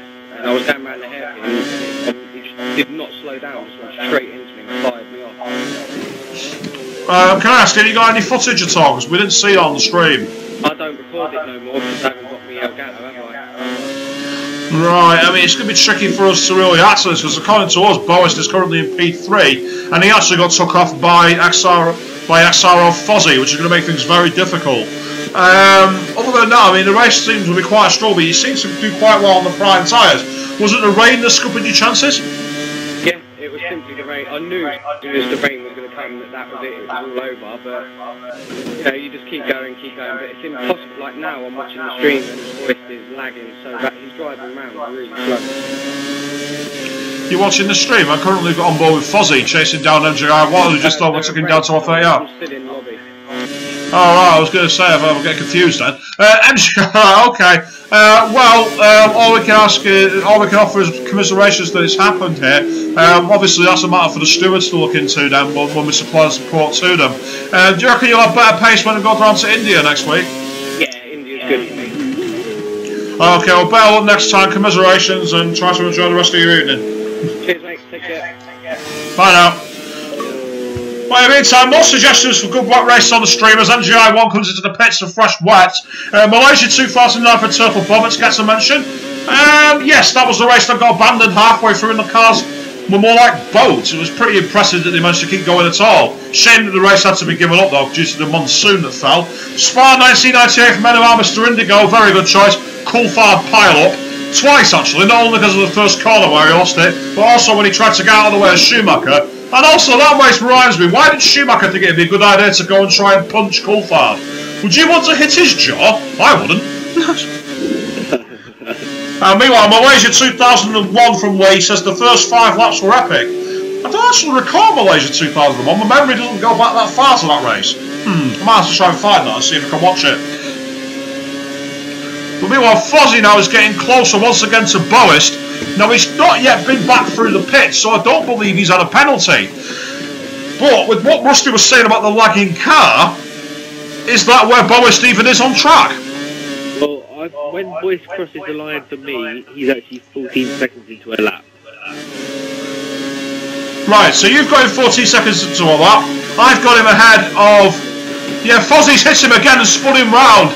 That does not seem like Fozzie, because he was driving much more consistently than that. I've definitely got it on the stream nowhere down as lap 40 with the lag issue. Well, this is definitely a problem here. And, well, I mean, what do we do? I mean, we've got people telling us we can't tell people to leave because of lagging. Now we've got people saying the ghost cars, Bowish is coming back into the pits.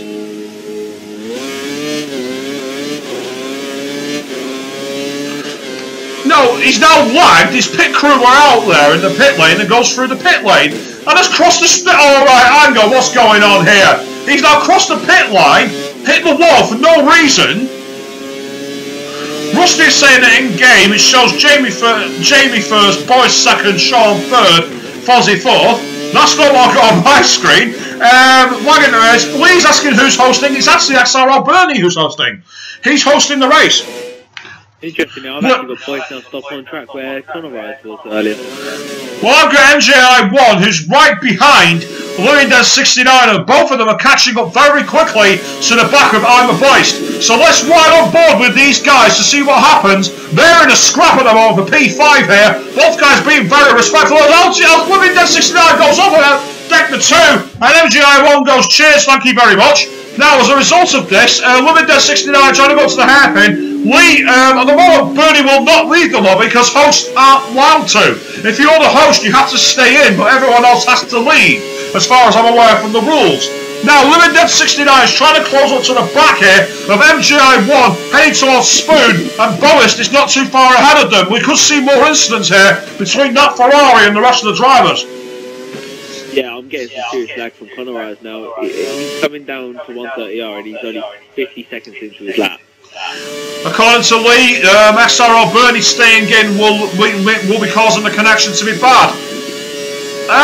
Again, I don't know. I mean, this is a problem that only seems indigenous to this game.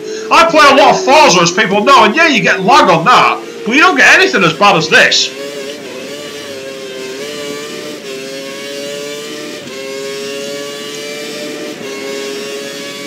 I'm going to try and figure some more ways. Yeah, definitely. Please keep your suggestions coming for those of you who've got them out there. I remember Melbourne 2005, where Fisichella dominated the race. That was pretty good.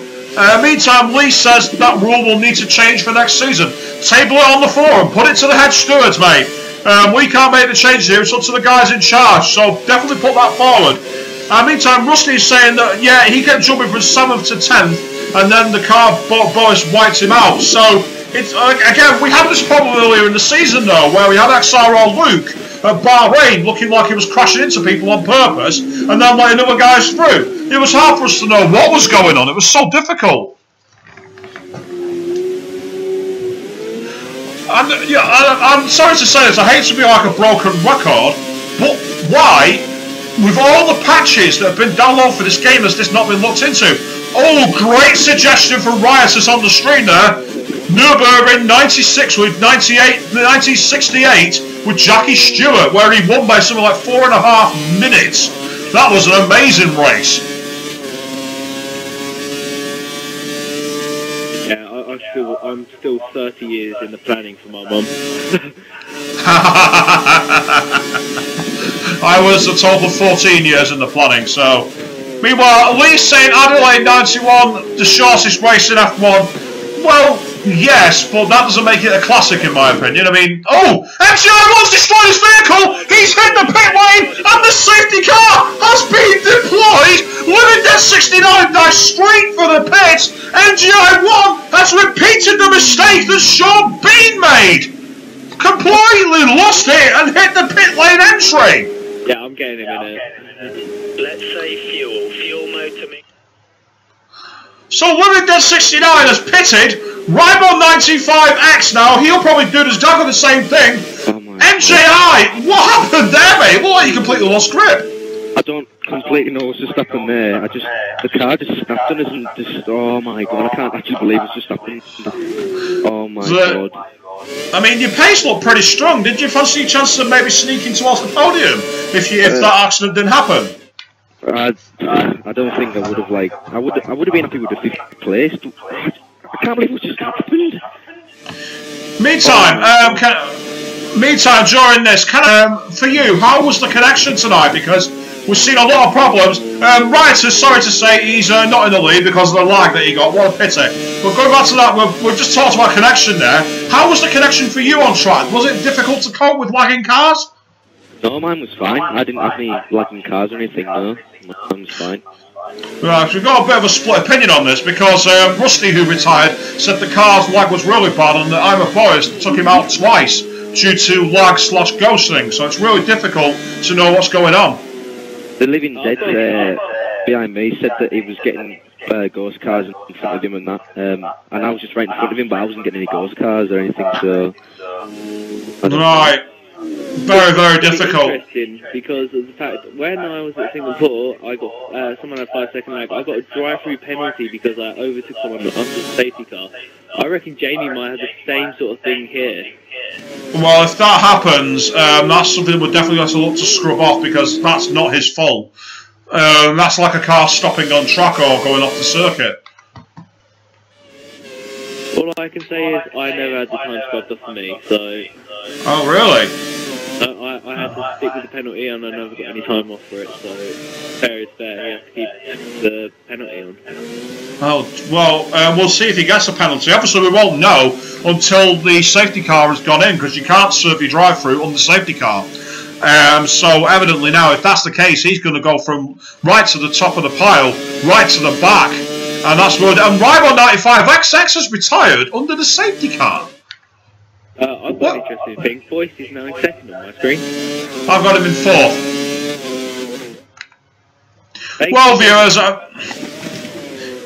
Well, viewers, it's very difficult.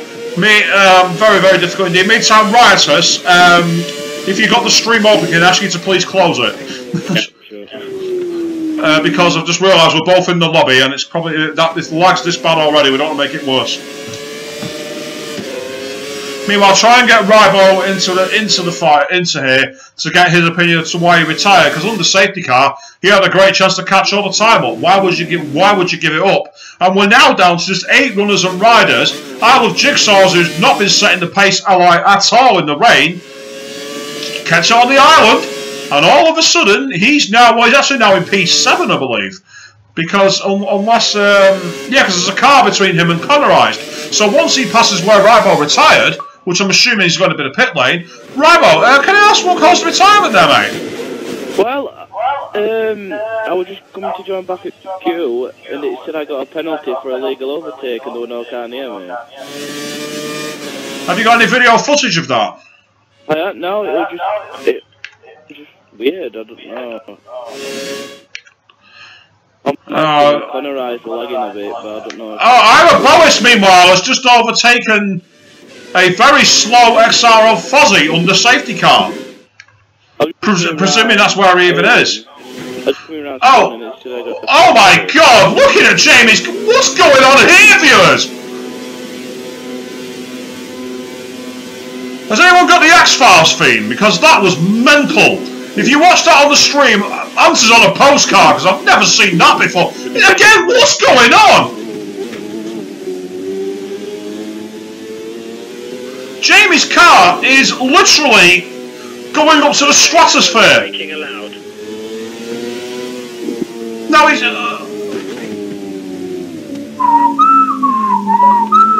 Well, all I can say is at least he's not in a Red Bull. Now he's... What's going on here? Seriously, come on! Right, viewers, you're telling me that we can't tell someone to leave because of that?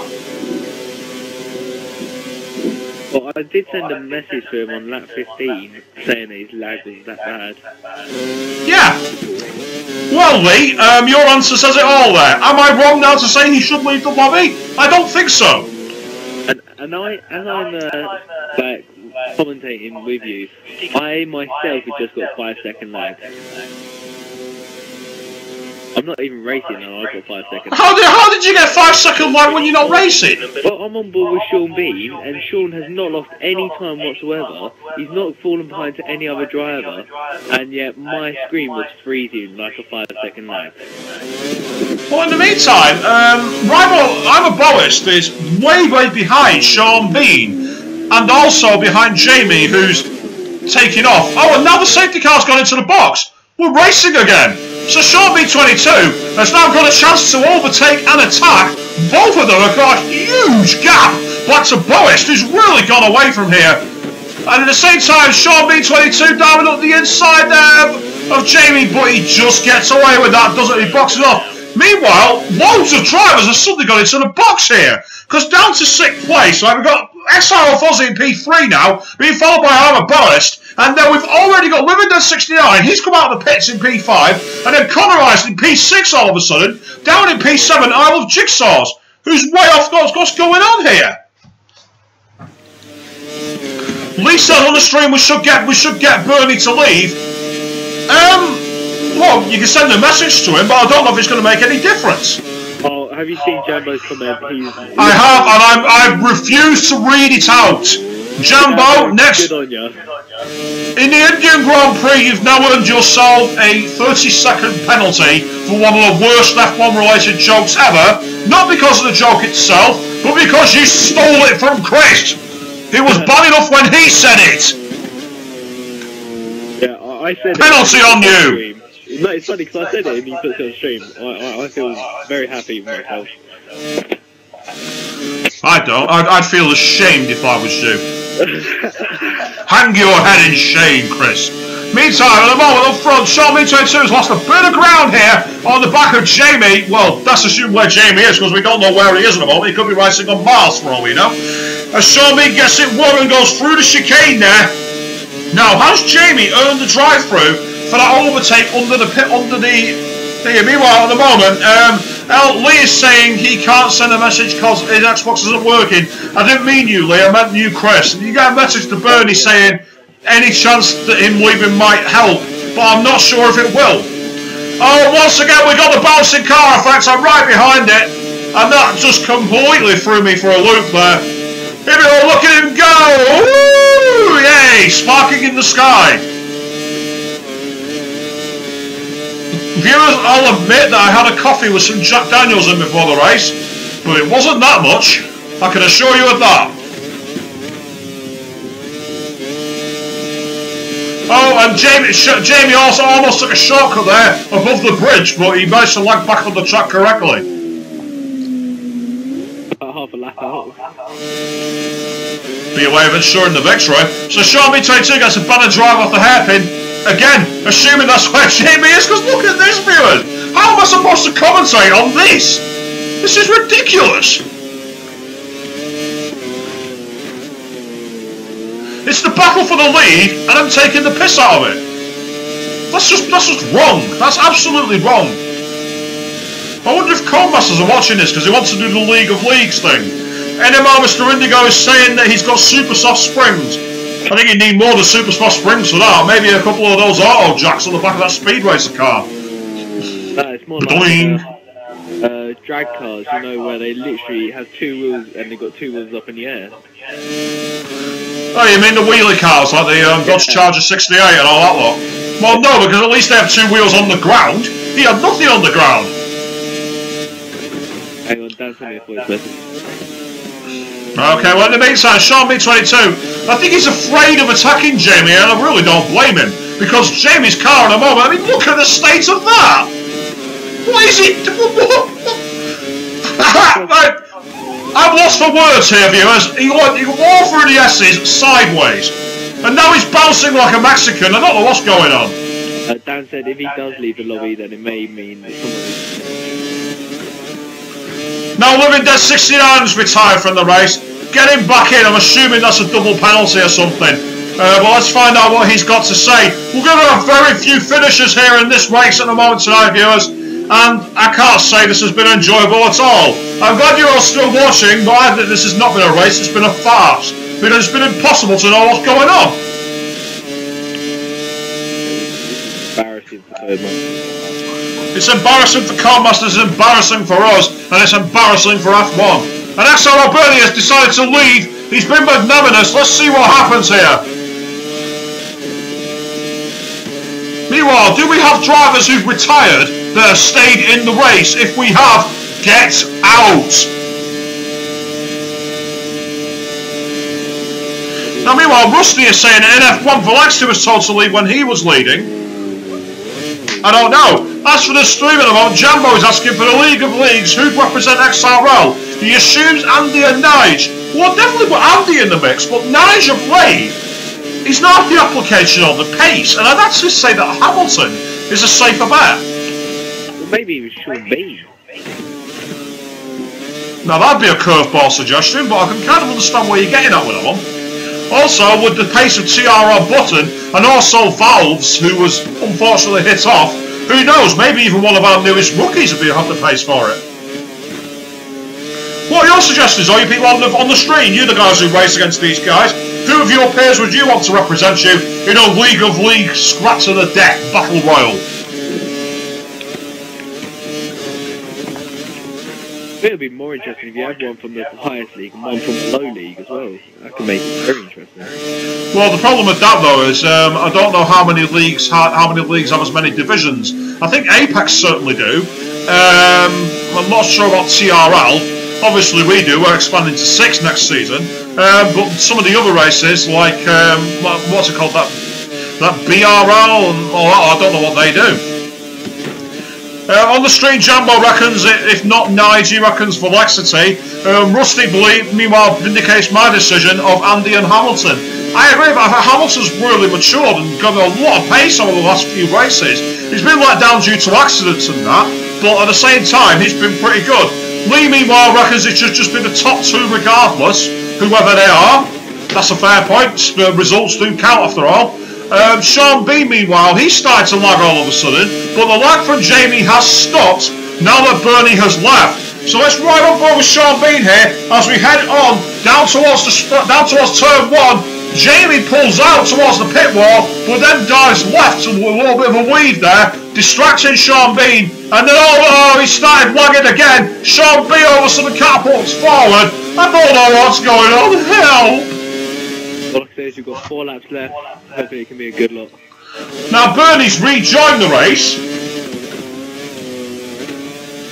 which I don't understand, and all of a sudden Sean B started lagging now. What's going on? Hell! We've got 4 more laps of this madness to survive. I don't even know who should follow these guys anymore because neither of them appear to be actually on the track. All I can say is the results are going to be down to who won and who got second. We don't know now. But seriously, did you guys just see that hairpin there? Neither driver looked like they could be bothered taking it properly. I mean, are they even there? At the moment, they could be scrapping side by side through the 130R for all I know. Definitely not through the 130R on Sean's 13 on the lap. Well, at the moment, I'm on board with Sean Bean, and he's right behind Jamie, and he's having a go down towards the 130R, and then suddenly, lags ahead. He goes through to the 130R to take the lead on lag, but all of a sudden, Jamie tries to get back up the inside at the Casio chicane. Sean goes wide, and then lags miles in front of him. Seriously, where are these guys on track? On the stream, well, Lee reckons we should get XRL to screen the race because we'll get a lot of viewers. I agree, but it's a question of whether Codemasters want guys stewarding the race from inside or not. It's hard to say. If they do want to stream of it, oh, Sean Bean's lost connection. He's lagged out. Jamie now takes the lead, inherits it due to lag. Right, we should get Sean in here to ask his questions as to what he saw of Jamie, because he was right behind him at the safety car when Jamie was taking off into the stratosphere, and XRL Fozzie, on the basis of pure attrition, is now in second. Meantime, 4th place, but we've not even got a 3rd place. Boris is now on. You've got Connorised. I've got him in P4 with Boris ahead of him. I've got Bobbers behind him.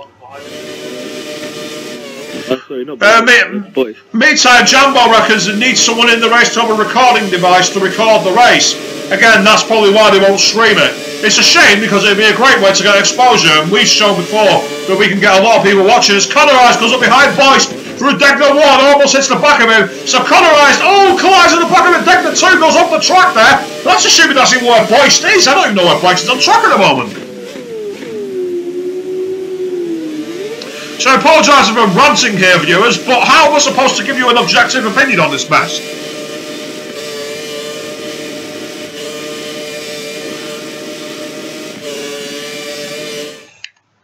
Moving away from these guys briefly, Jigsaw's is down in P6. Where's P5? Don't know. So we've not got a P5. Maybe where Sean is because of Jigsaw's being a lap down. Yeah, and therefore Jigsaw's is going to be in 5th place. 5 finishers. Pathetic. The question I want to ask the people watching the stream is, what's your opinion about us sending a message to Jamie halfway through the race, now you've seen all the lagging through Swish's stream?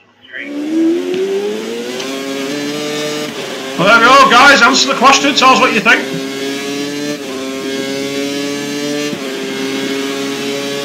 We made the call on lap 15, and laps later, started.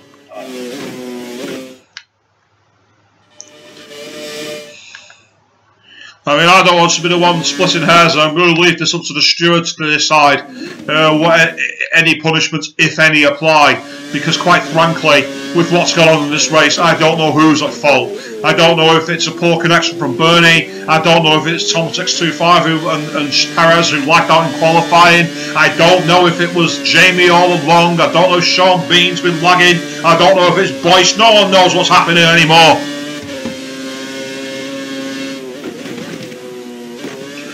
And I guess all you people on the screen don't know either, because you've all gone very, very quiet all of a sudden.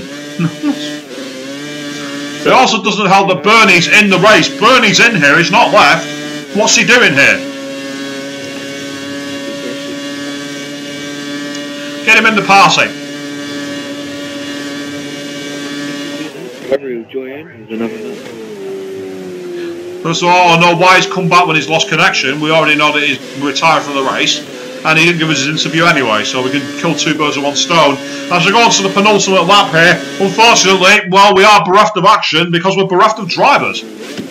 On the stream, Lee is saying that AOR has got Noble and ex-Matty G. Hi. Right, Bernie, a couple of questions. First of all, the many incidents involving the nose cone. Can you give us shed some light on what happened? Yeah, the game just doesn't like me, so he goes next week. And how do you mean it doesn't like you? What actually happened? well, an invisible wall in the pit lane caused me to break my wing, so that's one, and then that means I have to go in and have a pit stop. Well, I was in the pits anyway, so it didn't make much of a difference. But it didn't replace my wing, so I had a broken wing, so I had to do another lap, then pit again.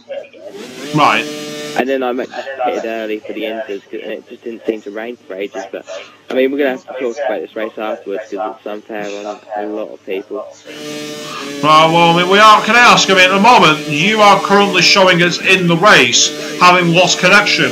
What's brought you back with the rules saying you can't rejoin? Because I only get pictures of the results. Well, fair enough, that's understandable. Thank you for your time then. Sean, we'll go over to you in the meantime. Can I ask, behind the safety car, you were right behind Jamie and we had him driving in the sky at many points. What was it for you on stream? I felt like I was in a minefield, to be honest. The safety car was zigzagging all over the place. Jamie was zigzagging all over the place. So was the boys behind me. I didn't know where to go. I felt like if I accelerated a little bit, that would have been disqualified. If I would have braked a little bit, I would have lost a place due to the game. All I know is that Jamie was lagging all over the place the entire race, which was very, very distracting and very off-putting. I have a feeling that Dan disconnecting had something to do with the connection as well. There's a lot of ghost cars as well. It was a ridiculous race, to be honest. I mean, 3 laps in the end. Well, Mr. NMR Mr. Indigo has actually put on the stream whether it could be rerun. Rerun 100% race? No, thank you. I wouldn't rerun it 100%. If it was going to be rerun, it'd be 50%. But I don't even think it's going to be rerun. We had Monaco as well. We did, and we had very few people there. Well, in the meantime, Sean, massive commiserations, and hopefully you'll do better in India next week. Hope so. Alright, take care, thank you. Well, in the meantime, we've got Jamie2503, who's currently showing us in the lead on my screen. I'm not going to invite anyone to the party for the podium until we actually have everyone crossing the line, because I get the feeling these results might suddenly change. Obviously, we've got Bernie watching to check the results here. We're coming around the Casio chicane now for the final time. Jamie2503, he's been driving in the sky, he's been driving left and right, he's been drifting, he's been Mexico hunging. But either way, he crosses the line for now to take first place. In second, meanwhile, we've also had XRL Fuzzy taking second place, and Connor Eisen and Williams. I mentioned how he needed to find something. So far, he's showing us in P3, and it looks like if he can hang the connection on, going around the 130R, he's got one more chance to get through the chicane. If he does this, he might get himself a very, very respectable and very well-earned podium here for Williams, heading over the final line now. Got to make sure he doesn't crash here, and he's done it. No, Boyce has got it. Boyce gets the... See what I mean? For 6 seconds ahead of him. You saw him cross over there. That's absolutely ridiculous. But Jamie shows up as the winner from XRL Fozzy. Let's get these guys in here and, well, let's find out what happened. Because that was unbelievable.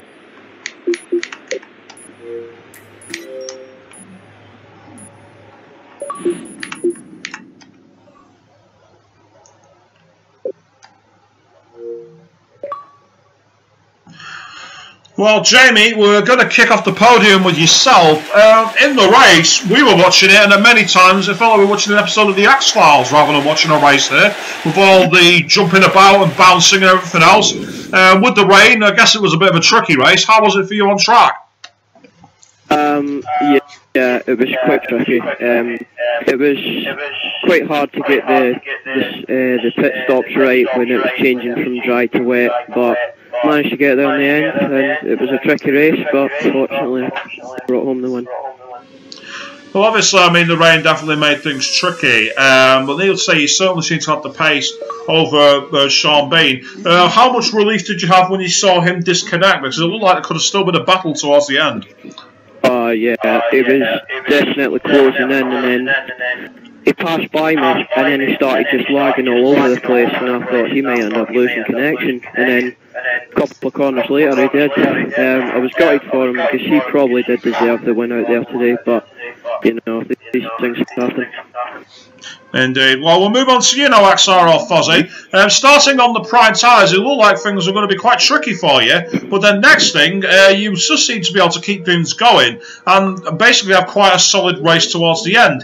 How was it out there for you on the track? It wasn't too bad. The lag in the ghost cars was a bit of an issue.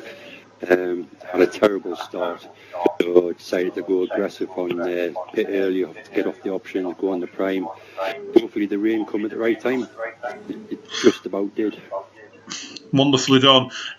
So moving forward to India, do you think you got a chance of repeating the result you gained here this week? No, India is not one of my favourite tracks. I like the track, but it just doesn't like me. So I'll have to wait and see on that. Okay, well, thank you very much for your comments, Dan. Well done. In the meantime, then, Boist, for us on the stream, you crossed the line 4th, but results show you were there by 6 seconds. It was tricky to follow where everybody was on track. How was it for you out there with the overall conditions and the difficulty and with the lag that was happening? I don't know, it was alright, mate. So you didn't experience the lag or anything like that? I don't know, because on my screen, Jamie was lagging all over the place, like in the first sort of stint, and then I saw him behind the safety car doing it. And then I got a drive through for nothing. But, right. What was this for? I don't know, it said illegal overtake, but I hadn't overtaken it. Did you have video footage of it? No. I was behind, I don't even know if I was behind, and then I was just behind Sean Bean all of a sudden. Right, okay. I mean, if there's no video footage, it's something we can't really review, I'm afraid. But needless to say, a crazy race, potentially a crazy result with what was going on. But either way, thank you guys for taking part. Congratulations to all of you for making it through the madness and being able to bring home podiums for your teams. Best of luck to all of you next week in India. For all you people watching on the stream, tomorrow night GP3 is going to be live. XRL Bernie will be bringing you coverage of that. I believe he's also going to be joined by XRL Peachy in the box for that one. And then on the Wednesday evening, F5000 is being broadcast this week. I believe that Dan's got that as well. Don't know who's going to be in the box with him for that. And then on Thursday, the 1990s race, we'll see everybody taking on the Harath circuit as the season enters its final leg before being closed. But in the meantime, for all of you watching, thanks for staying with us. Brought to you tonight by GT Omega Racing and GamePod.co.uk. We're going to go and take a well-earned lie down, and we'll see you all next week. Thank you very much. Good night.